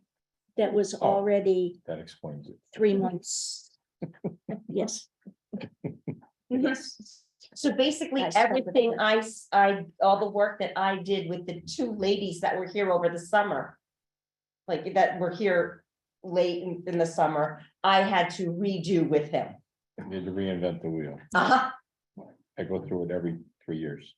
Oh, with, yeah. with- You're not re- New auditors, I know, but it's not but even they, a new audit. they don't speak the same language. I know. No. No, well, he literally. They ask me for reports and like, what are you asking for? And I have to pull it out of them. And then I said, no, that's not what you want this. And Mhm. And you give them both and it still isn't right. They want something. I completely different. know, but I know exactly what you're going Yes. through. Yes. Budget. Wait, so So, you yes. you filed an extension until The end of this month. the right? end The of February, the right? extensions are good for 30 days at a time. Right, When he requested the second extension, he had it listed that he should have it complete by February 10th. Yeah, I remember that date. Mhm. Yeah, we thought we might. But when you Sit go it into the tonight. system, it shows that he Right.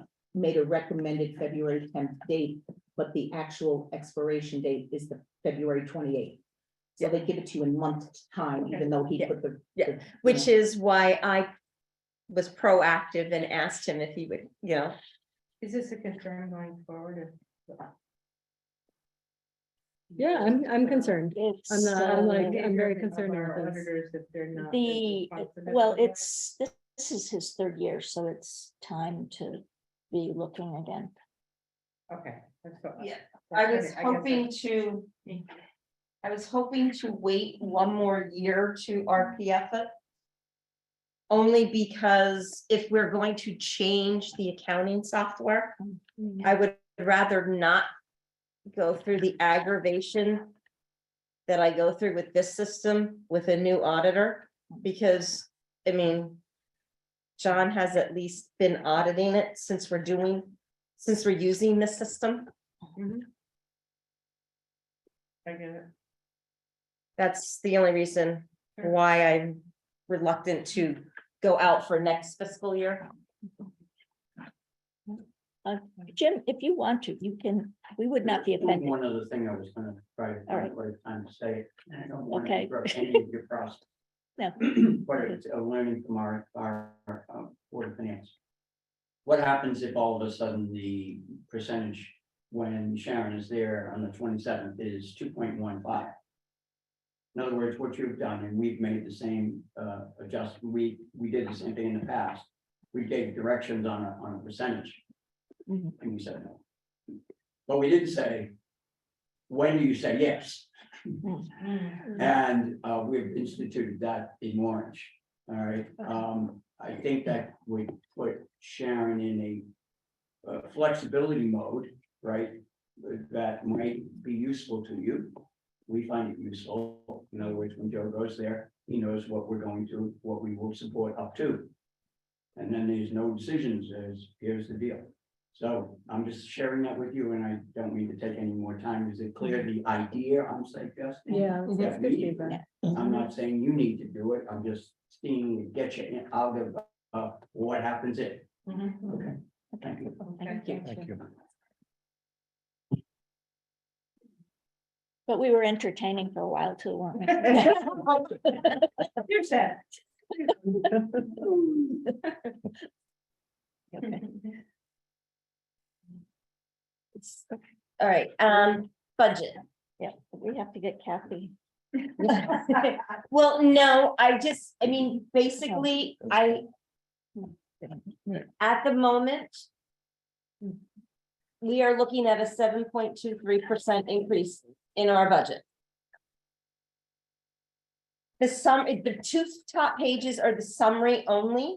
It Mhm. shows that the town portion is up 12%. The Bethany Board of Ed is up 4.44, and the Amity is up 4.79.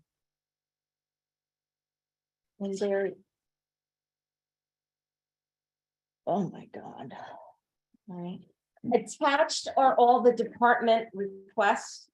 The department requests are not in the same order as they appear on the consolidated sheet. They're in alphabetical order because it was easier for me to make sure I was copying, I was printing out everyone. So I apologize for that portion, but they are all here. And the reason why I'm giving them to you tonight is because this is going to be useful and helpful next week when we get together. This gives you the opportunity to digest it before we come back to talk about it in more detail. 12 point what? Ours is an even 12.0 Okay, so overall for the town, for the town. The municipal portion is a 12% increase. Where are you Bethany- seeing that? Second page. Second page, Second page on the bottom. it says total municipal, Oh, Okay. okay. okay? Mhm. And then Bethany, and then Amity. The overall budget is 7.23% increase. 1.8 million. Because debt service is going down. well, debt service is going down, but Amity's going up 600,000. No. Well, normally we include that as a portion of our budget, but because, what's that? Is it? We didn't, it's not. No, included? our debt service is in there. It is, but it, as a percentage of change, Oh. it's not a driving. Yes, yeah, no, it's going down. I wasn't being articulate, I'm sorry. No, I'm tired. Okay, I understand. what I'm saying now. All right, So so all what would the, you like so us all, to focus on for next week? right, correct. So all the department requests are here. Okay, today via email, I got and shared with everyone, the Conservation Commission request. Yeah. All right. That's in here. That's in here? Oh, okay. Yes. The $500 for the committee and 100,000 for land acquisition. It is in here. All right, and did Economic Development get theirs in? Their $5,000 request is in here. Okay. They're $5,000. They. Yeah, had that would be, aspirations, significant aspirations. that's under miscellaneous boards on the consolidated sheet, but if you look at the Okay. detail sheet, it will specify out who they are. There are there's two summary sheets that I included, the backup detail on it. One was for the overall general insurance because that number is going down 7%. So I included where the driving forces, where those numbers came from. And I also included the capital. Because the summary sheet just gives you the total capital. But the detailed sheet behind that will tell you exactly what the capital requests are. And the capital request in there right now does not include any funding for any paving project. It's not in there. Brownhill's not in there, right? No, I did not put it in there because In hopes. in hopes of pulling it out and using grant money for it. I don't have this gone to. No, you- Okay, correct. We have a just making sure I. pretty much a summary. You have the summary The sheet on summary there. and the book. If you want, I can. I have additional. Yeah, if you you want. know what? We can have it. I got enough paper already. And I'm going to, so we can still gonna ask them to mail them some bars and Don Grabowski, so that they have them before next week. You wanna leave them with me? Yeah. Anything stick out at you with Well, I don't know, with the presentation that were done in the workshop from different departments, it's gonna be, or I don't know if you can comment on that. Okay, well,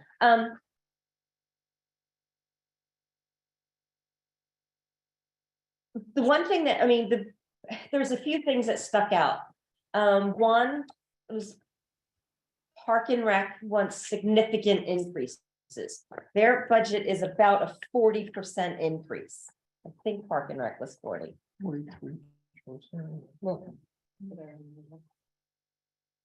40.8. Yeah. So 41. Do they have a- And Lena's for land use is also about 40%. That's almost 39%. Park and Rec's budget assumes full capacity for counselors because of increased students in the after-school program and increased people with summer camp. I have a preliminary revenue number from her on that as well, but there's significant increases in the assumed payroll for part-time people in the Mhm. Park and Rec budget. Well, we knew that was coming. Minimum Yeah. wage is going Yeah, up. that's- Yeah, minimum wage is going up, the counselors are going up. So it's a significant increase there. Does she have any, I know we're looking only at expenses, and I apologize for interrupting you, but, with Park and Rec, I think we need to look at the revenue side as well. I have those numbers and I will Okay. have them Tuesday night. She's proposing revenue. It's over $200,000, but not significantly over 200 In terms of. Total revenue. Okay. total revenue. Is that a proportional increase of any sort? It's not, No. just. We more just, enrollment. yeah, we really need to put on a list of things to have conversations about, or the extent to which we subsidize. That was my, Things that where are I was not going. general in my government, sadly worded question. Yeah, that jumped out at me. I really think we need to look at the revenue. Yeah. Yes. I have a feeling, and it's like, it's human nature to budget conservatively on both sides. So she might be, like you mentioned, she's budgeting conservatively Well, on you- on the expense side Yes. at a full complement of FTE, right, at the current Yeah, salary yeah. ranges. But she's budgeting conservatively on the revenue side. What if I don't get 100%? But the- Sell out of my But I program? think we need to look at fees. But she did mention that there will be some programs during camp that will be pay as you participate, like if they go on a field trip to do something, it will be, you know, a chunk for transportation and admission to whatever they do. Mhm. So, you know, and students that want to, and not super But she campers. has to make assumptions and budget on it, right? Just Right, say- but I believe we need to look at the number of counselors for, you know, what is her ratio? That's one thing. I mean, I get that she has to keep it within a certain ratio, so we have to look at what is that ratio? And do we have the appropriate number? But then at the same time is how much more revenue is it driving? Mhm. And Well, are the, you know, it's just, yes, a Yeah. holistic approach to Park and Rec, It might the be, revenue it and the makes sense to expenses. limit growth. That's another thing too. Um, Do we cap the program? I mean, Good question. Well, I think she does to some degree because you only have so much space. You can only fit so many kids per room mhm. and in the gym. Well, that's No, but I max. think, That's I think you maxing gotta out. look at the fees and see if They're- we're commensurate with other Oh, yeah. similar type programs. I mean, I don't know, maybe we're at market, I don't know, but I think we need to look at that. It requires that, Hmm. you're all asking the same question. Mhm. Yeah. We need more information and look at year to year, Mhm. what if, why, who's Mhm. this, who's attending, And- what growth, Which programs? all that, yeah. Yes, There are a correct. lot of kids out there after school. yes, Yeah, they run a really Yes, good there are. program. yes. It is. They do a great It's a job, Really so- excellent They do, they program. do.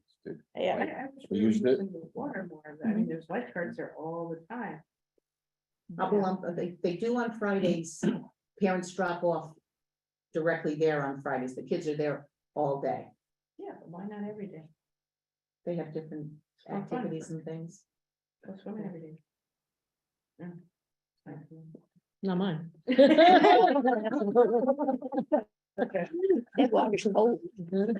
My kids will not do it. And so, and then with the land use budget, Lena is looking for, she's looking to move Tommy from part-time to full-time, plus add another part-time employee. Yeah. I do not see the need for the part-time employee. But I do see a need to move Tommy from part-time to full-time. Tommy has been a huge asset. Mhm. He has covered the office when Lena is not here. He has significantly reduced the turnaround time in permitting for the contractors wanting to get work done in this town. It has gone, in some cases, we have gone from 3 weeks to 3 days. That is huge for keeping things moving. He has caught on quickly. He's copying records too in the law. Yes. Right. Yeah. He is caught on very quickly. He is very pleasant. He's very easy to get along with, but he is part-time. And I'm afraid we're gonna lose him if we don't move him to And full-time. they're not easy to find. I get that. Does Lena have a, job description to fill Thank that part-time place? No. She's No. trying. No. The part-time one, Maybe no. you don't really need it. once Well, it that's what takes she full said, we time. don't. Correct. That- I think yeah. if we move Tommy to full-time, we will Yeah, not we'll absorb need, it all. Right. we will not need that other person, that other body. You guys, you're making hiring decisions based on strategic decisions based on people and not duties. Like, Yeah. what is No, the duties of they're- the job? Like, what does it say they have to do? Show me what you want this task go from part-time, what are the tasks of the full-time, and then we'll evaluate it. Like, this is, we like this person, so let's give them more hours. They're doing a good job. Well, no, I mean. No. There would be more responsibility. Absolutely, there would be more responsibility. Tommy is ex-military. And he is willing to be certified, to get training to be certified. Yeah, she needs to back. Awesome. That's good. Great. And the VA will pay for And, it. and yes, and we don't have to pay for it. The Pay for VA it. will pay for it. Wow, that's nice. Okay, but we still need a job description. So the a job full-time description job requires someone who's certified. Show me the job description. I mean, like, it's been years I've been asking for this. Like, I don't understand. Yeah, Yeah. that's important. Okay. Well, I mean, I have a whole folder in my office, which I had spread out on my cabinet, but I have them in a folder now. I mean, there are job descriptions in there that probably need to be updated because they were done by, I forget what the company name was back in 2005 or 2015, or I forget what the date is on it, but there are different descriptions in there. But he's a building clerk, so he's doing permitting, he's doing filing, he's doing scanning, he's doing anything that pertains to. I'm sure helping he's with the- amazing. I'm not making any comments about this individual. Just the process for Yeah. filling vacancies and hiring in general. I mean, if I go through each of the people here, am I gonna say this is their job description and this is the duties? I understand there's some flexibility underneath every job description after all the main duties. It says, and all sorts of other things I can't quantify right now, but there's a job description. And so like when you're making strategic decisions about hiring and increasing part-time to full-time or moving resources from one group to another or sharing between departments, you should be able to say, well, these duties that are on one job description, I propose to move to this job description to create a full-time. We're not having a holistic conversation about that. We're just like, I like this person. He's awesome. And I'm sure he's awesome. But we're not looking at it as a strategic vision type solution to support the government. the municipal I mean, government. is there also a, where you see who reports to who and all that other jazz? Organization. Or is it org chart? He Org does. chart with job descriptions and all these things should be part of a whole manual about how everything operates. You probably know that. I'm surprised the auditors kind of right as well. How does Lena come up with the idea that she needs a full-timer plus a part-timer? There Did she used to be tell 4 you? people. full-time. But does in she land show you use. a deficit here on who's not, what's not getting done? What wasn't getting done before we hired Tommy is the permits were not getting processed. So Tommy's going full-time may be doable, but the extra person. I've eliminated that, we. X out the part-time person, and that's Yeah. definitely not needed at all, No, not at all. we just, I think he's looking for full-time, and we cannot afford to lose him. We cannot afford to lose him, No. because this is the third building clerk we've had in years' time. I've lost track, and so, Okay. Makes sense. Anyway, we were hoping that we could get him started for March 1st. Because I don't want to lose him. It is now February 14th.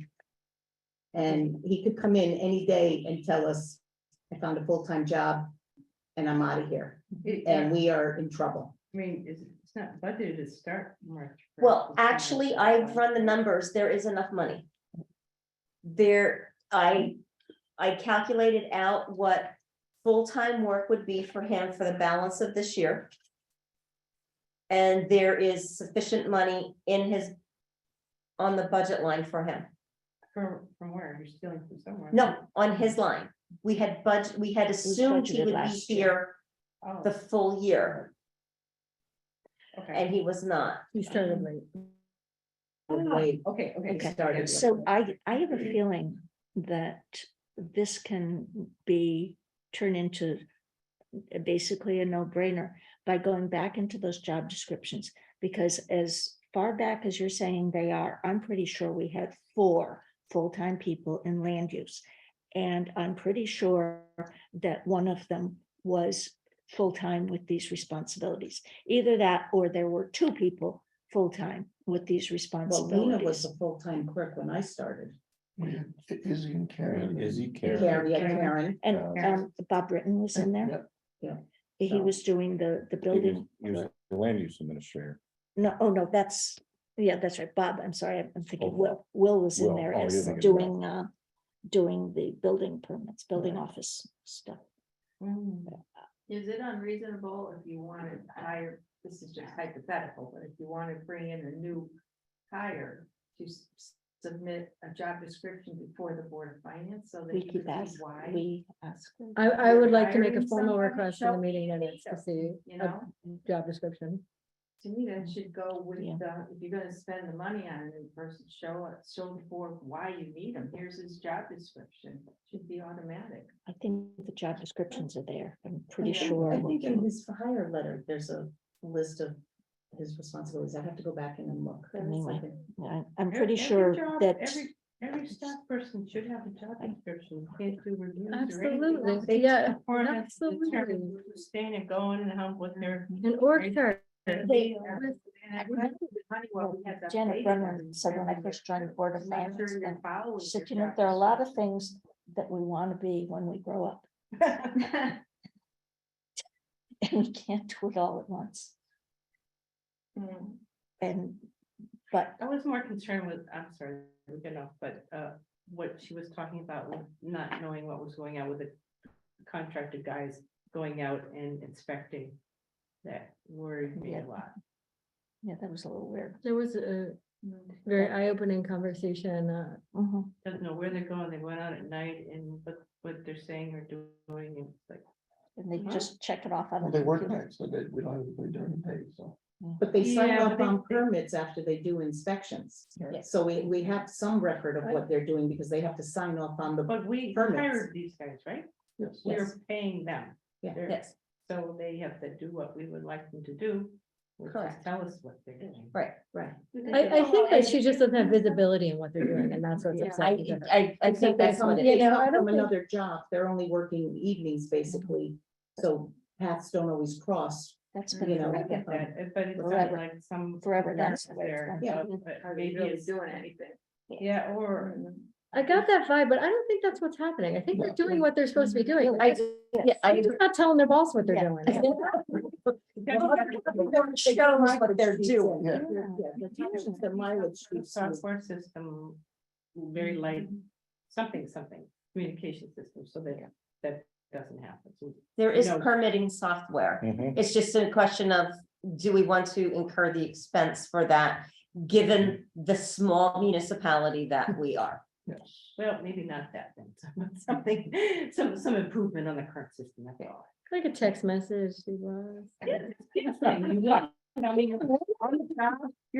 is where I'm going you today. saw this, and that's a little report, a briefing we used to call it, you know, and, you file it before you leave that night, and, you know, I started here and. Doorbell. They on do, every- they do all that. You know, the door. When I did my addition and built my house, they were there 7 o'clock at night, 8 o'clock, whatever. Same, I built a house. You gotta do what you gotta do. And they came. They I don't, they totally don't work agree. during the day. Well, they do, but not here. I know. They don't work And here. builders in town are used to that. They Yeah, totally. yeah. understand. And a friend of ours who lives in Hamden was doing some modifications on her co-op. And it took 9 months to get somebody out. First, just, I don't know, to tell her which mechanical permits she needed, but they all needed different inspectors to come out first before they'd issue the permits. It took her 18 months. She was in there, living there for. Where's this? Hamden. Yeah. I'm just saying, you know. I think they're probably doing okay, and there's just no, it's not being tracked. Yeah, that's all. Well, it is Yeah, to some yeah. degree, only because they have to sign off on permits to Yeah. the jobs they stop at. So Okay. you know when they've been, because it's dated, it's signed, and know when they've been to those locations. Just some better So, communication system and whatever. So if there is something on here that we, I mean, I will have all the additional backup and all that fun stuff next Yeah. week that we can look at. Okay, the employee retirement, do you want to give people an update on that? Yeah, I will give it a brief update on that. We did RFP, retirement plan services. We received 5 responses. Sharon, Steve Massey, and myself interviewed 3 of the companies. We are going back to 2 of them for clarification and additional information.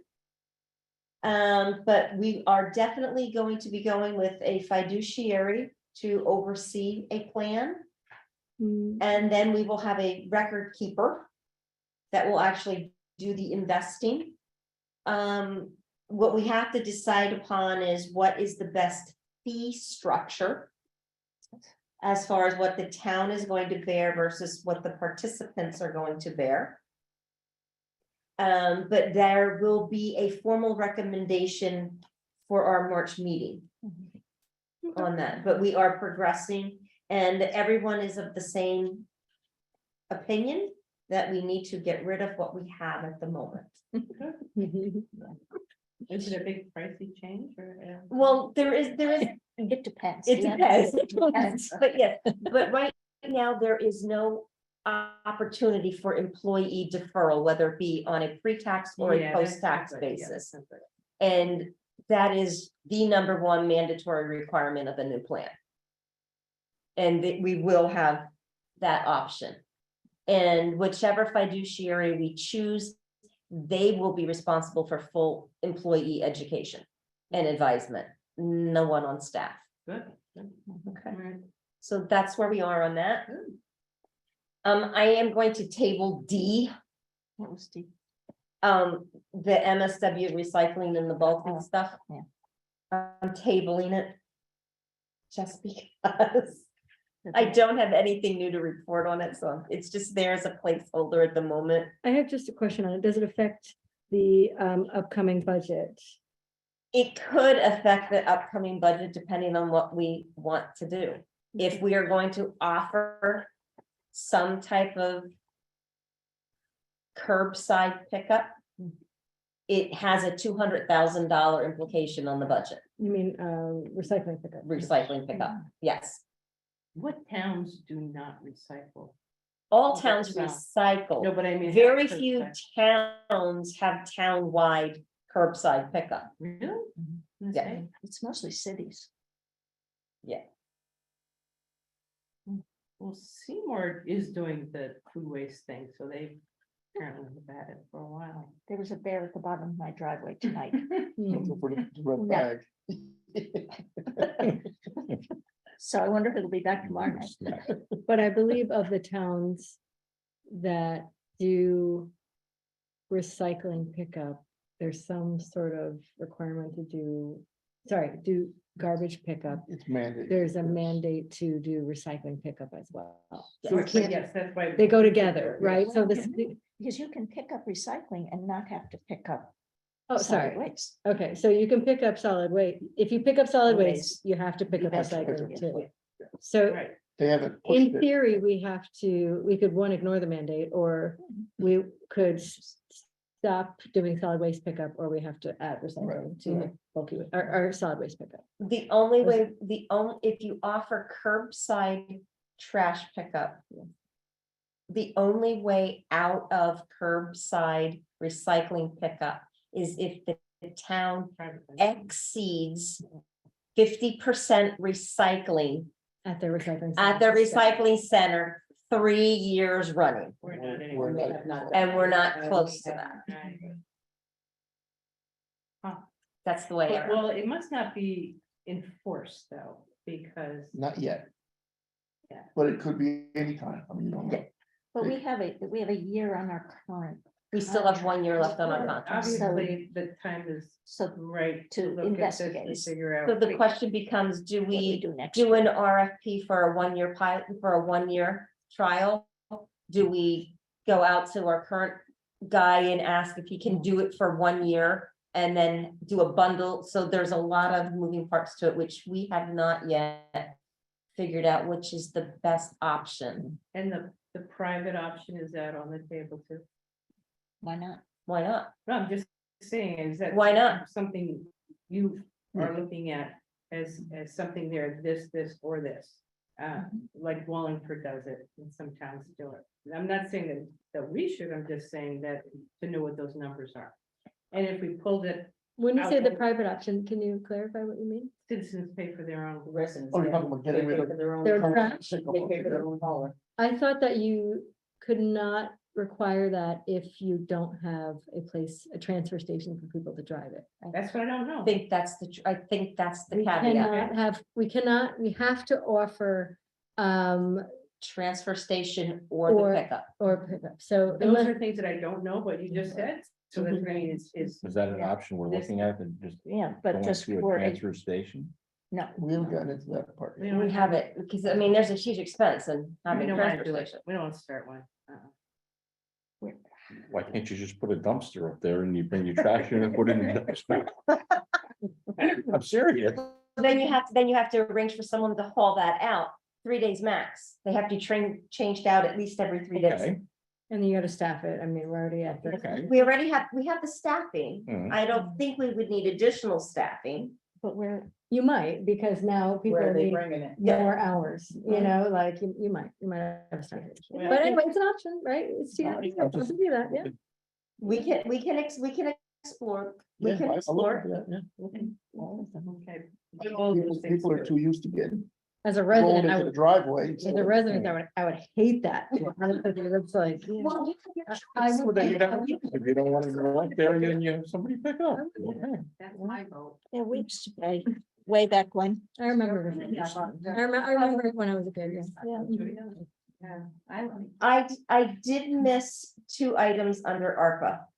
I had given the registrars the green light to purchase the voting booths that they need on using ARPA funds. And I don't know if we want to explore this option or not. But our gas buoy system is becoming obsolete and it is going down more and more at Public Works, which means our gas pumps are going down.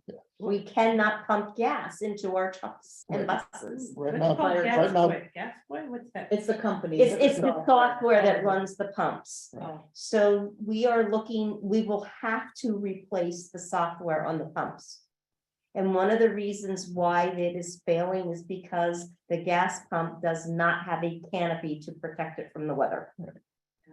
right now our diesel is down, so anybody who's getting diesel is going to the gas station. So instead of paying $2.20, we're paying $5. Let's fix that. Oh, wait, the parts, Yeah. the problem is it's an older system and they're tough getting parts. Is this something ARPA could help? That's why I said I'm bringing up two items. I was circling back to our. So this, So I what gotta- do you recommend, Don? Well, I got. He's working on that. So far on replacing the hardware and the software. And the canopy? Canopy, they're working on a price. Okay. Because it's been, the system was 2007, it's been sitting out in the rain for, And there aren't that 15 many years. companies that do this either. no. No. Right now, we use a company out of Pennsylvania somewhere. The one we're looking at is actually in Franklin, Connecticut, which is nice. And they're on the state DAS website, so we can use them. There's only one in Connecticut that actually does this type of work. Which is a little scary. We called, they're not even our clients. We're not a client of theirs. They came twice the same day to fix our system. Once they fixed it, they're looking for the part. It's been a week and they're talking maybe a couple more weeks. How much is involved, dollars?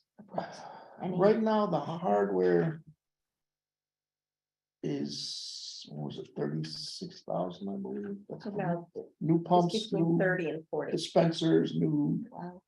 software, the fobs and the cards and all of that stuff. Mhm. We didn't see So- this coming, it's just been eroding over the years. or- Oh, the system was only 2007 or 2008. All right, So- so, useful life is. Yeah. 20 years. Definitely.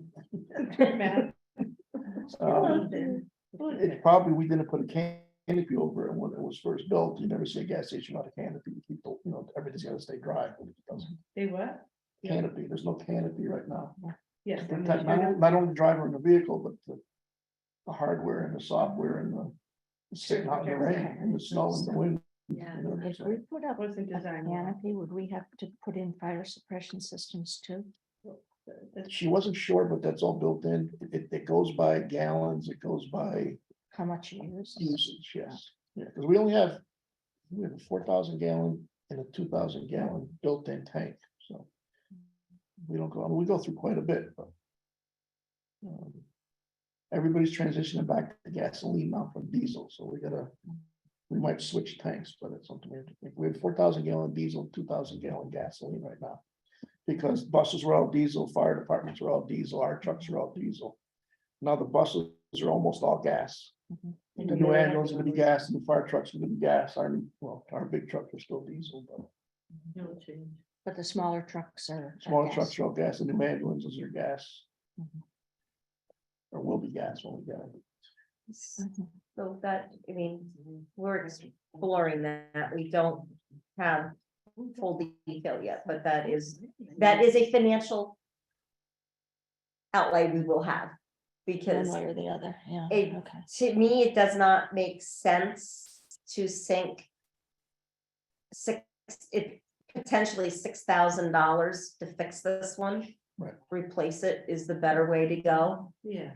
because to get the reports out of Gas Boy, it only runs with Internet Explorer. Yeah. Does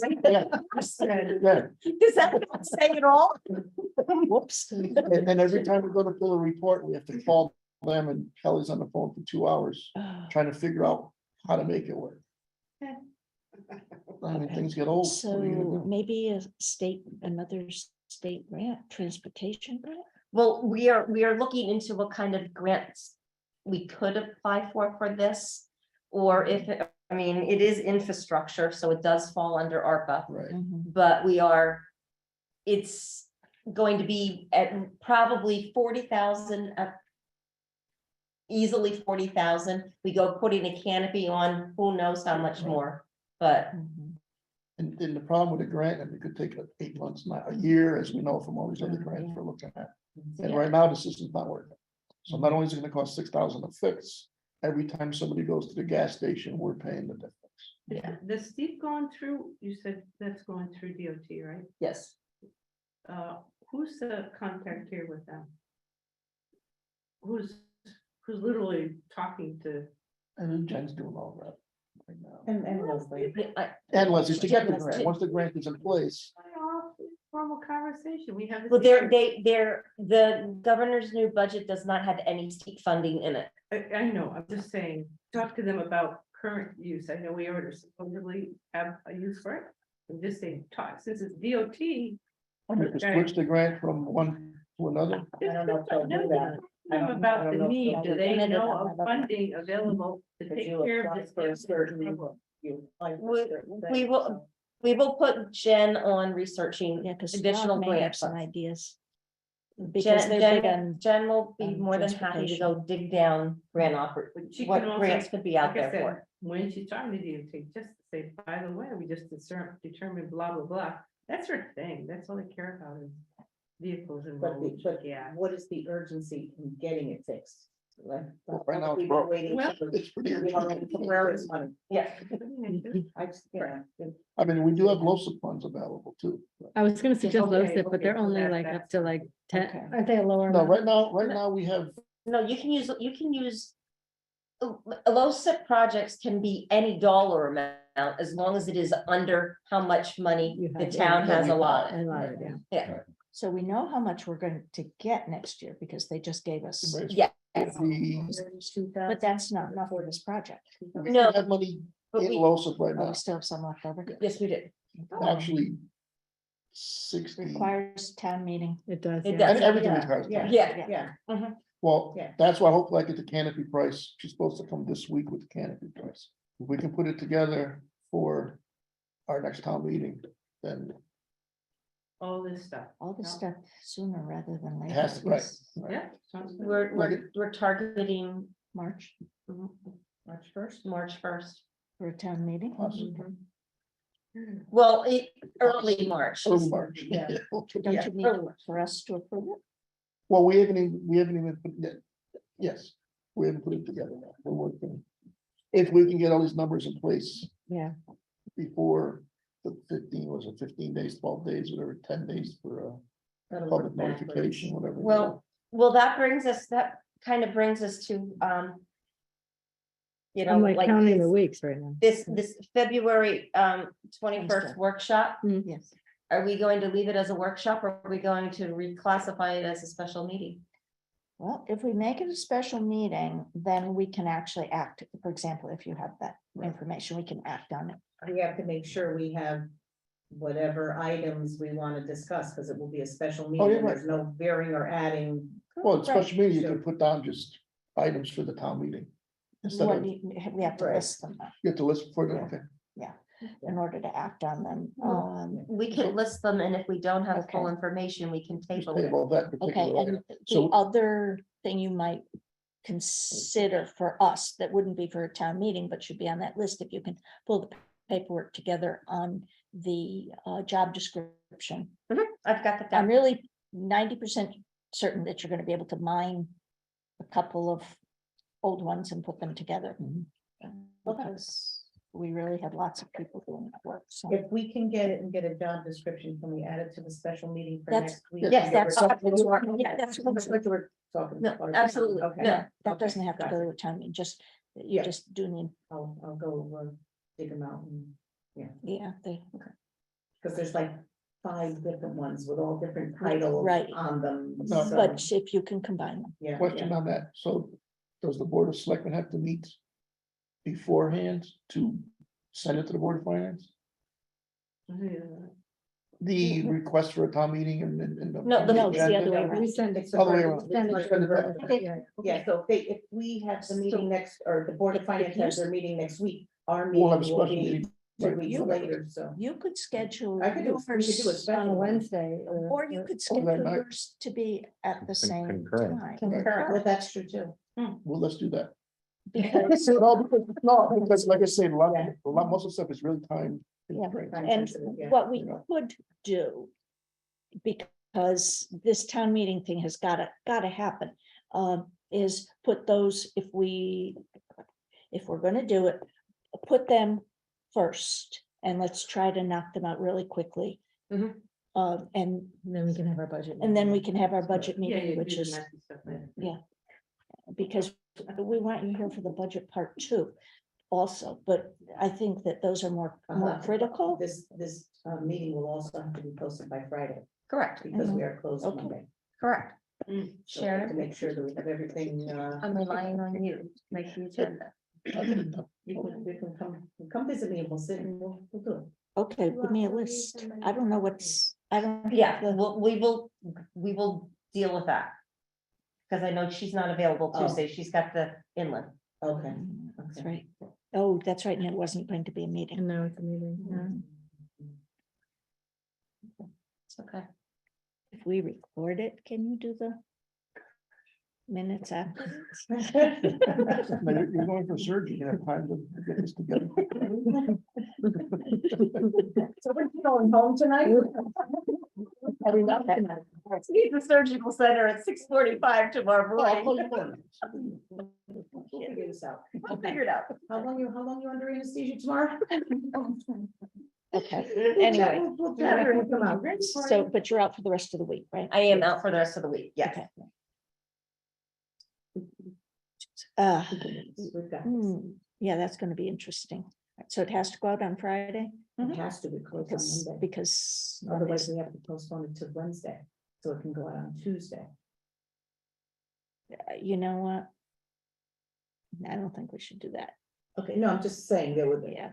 otherwise we have no choice, it All has right. to go Are on we- Friday. I don't know if I'm Good free on Wednesday. for either. I next have to check. Tuesday? Okay, well, that's just. Get this stuff knocked out. Mhm. Okay, we're So we're staying with Tuesday, Tuesday. so we'll work on getting it Yeah, out on see, Friday. we all already signed on sort of for Tuesday, so. Right, yeah, exactly. Yeah, correct. Exactly. But let's try to be faster this, we Well, may yet get you home by 9:30.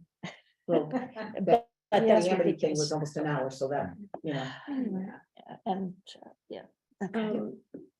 Just, I know we have an April meeting, a regularly scheduled meeting. I'm just unable to attend that week, that Mhm. it's in budget season. so I'm We just already letting you kind know. of worked backwards on that for a public hearing. We were talking the beginning of April. Yeah, I As Sharon's eyes almost fell down her head.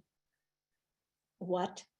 Well, because there's also school vacation, Yeah, there is school vacation. so, We What, usually do it right after school vacation. but if I'm not here the week right That would after be like school the vacation. vacation, so we're trying to. Here's my thought process on this.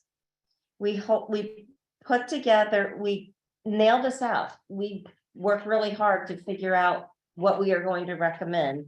We put forth the public hearing on the budget the first week of April. Which means it has to go out the week before that. Correct. Or at least 10 days before. Not, Because post I, office- yeah. then we can finalize said budget after the hearing on April 11th. So that we At have the regular Board of at our Finance. regular Board of Finance meeting. That way we have ample time to publish the approved budget and mail it for the May 15th town meeting. Okay. Actually, Okay, and. that's Select meeting is on the 4th. what we used to do. So technically, we have to move, approve things Before. to be for the public, Oh. hearing, correct? Before we had. No, the public hearing will Is be based on the budget. It's nothing that we, We're not gonna have to.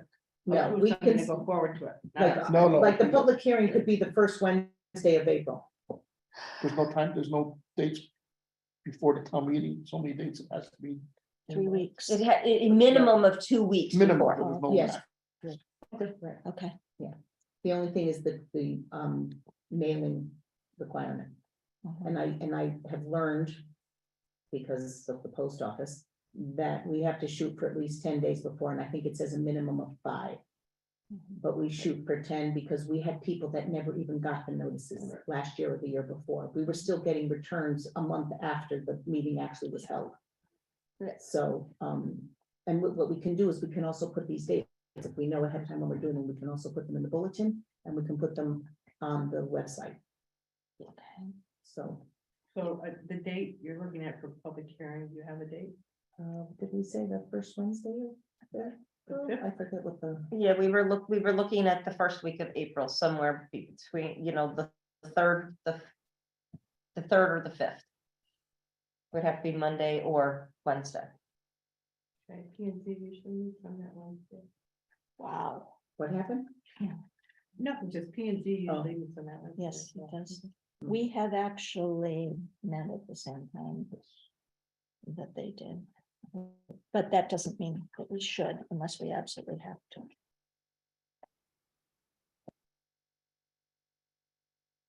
Our only other option would be to move it back and do it the last week of March.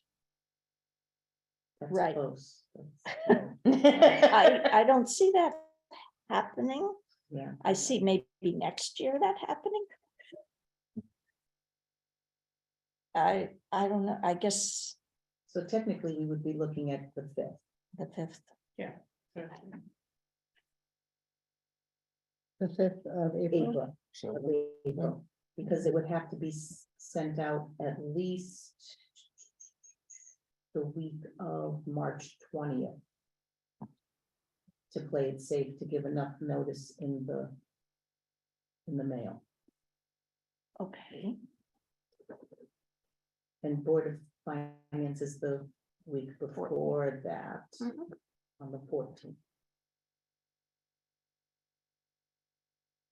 This is 4 weeks.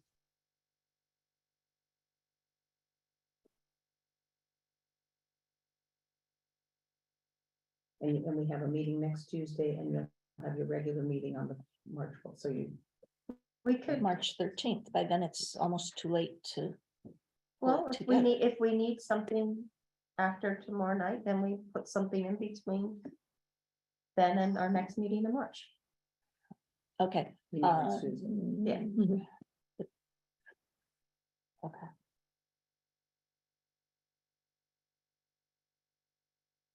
I would love to think it would be done, but we haven't even seen. Really, I mean, there's still things that you're pulling together that we don't even know. I mean, how much they're gonna be. Well, okay, because we're gonna have to put them in the capital budget, or we're going to have to, if we can, get them approved at that March town meeting. Mhm. Okay, The March town meeting. you sure you're going is- to England? Yes, Mm, plane tickets were purchased. I am going. March town meeting, we're saying early March, Yes. TBD. Mhm. Okay.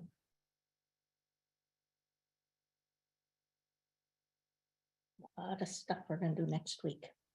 So. What time are we meeting? mm, You want to try 2 to meet o'clock a at this little bit point. later, or, I mean, not later, earlier? You want to meet at 6:30? Is that John too can't get soon? here much before 7. Oh, okay. I think. If we try to, well, hopefully, we're just gonna knock out all those special items. I agree. It's a budget that we Yeah. need the time. It's Right. the budget and. I don't know. Okay, we haven't seen the revenue one yet, so.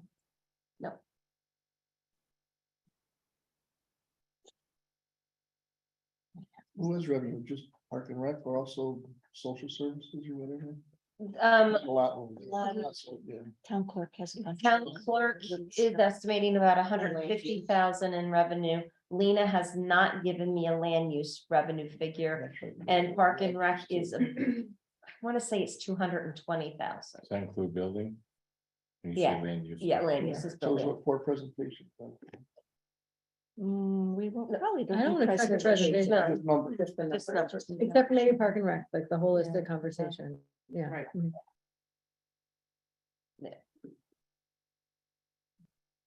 But I know Janice is not available next Tuesday to be here. So I will ask her for an itemized detail on how she came up with the numbers that she's proposing for each revenue category. Okay, are the revenue categories by program or are they just by location? It's just regular Park and Rec vet park, and I think it's very concise what she had given me, it was just 3 areas. Okay. So yes, I will ask for the detail by program.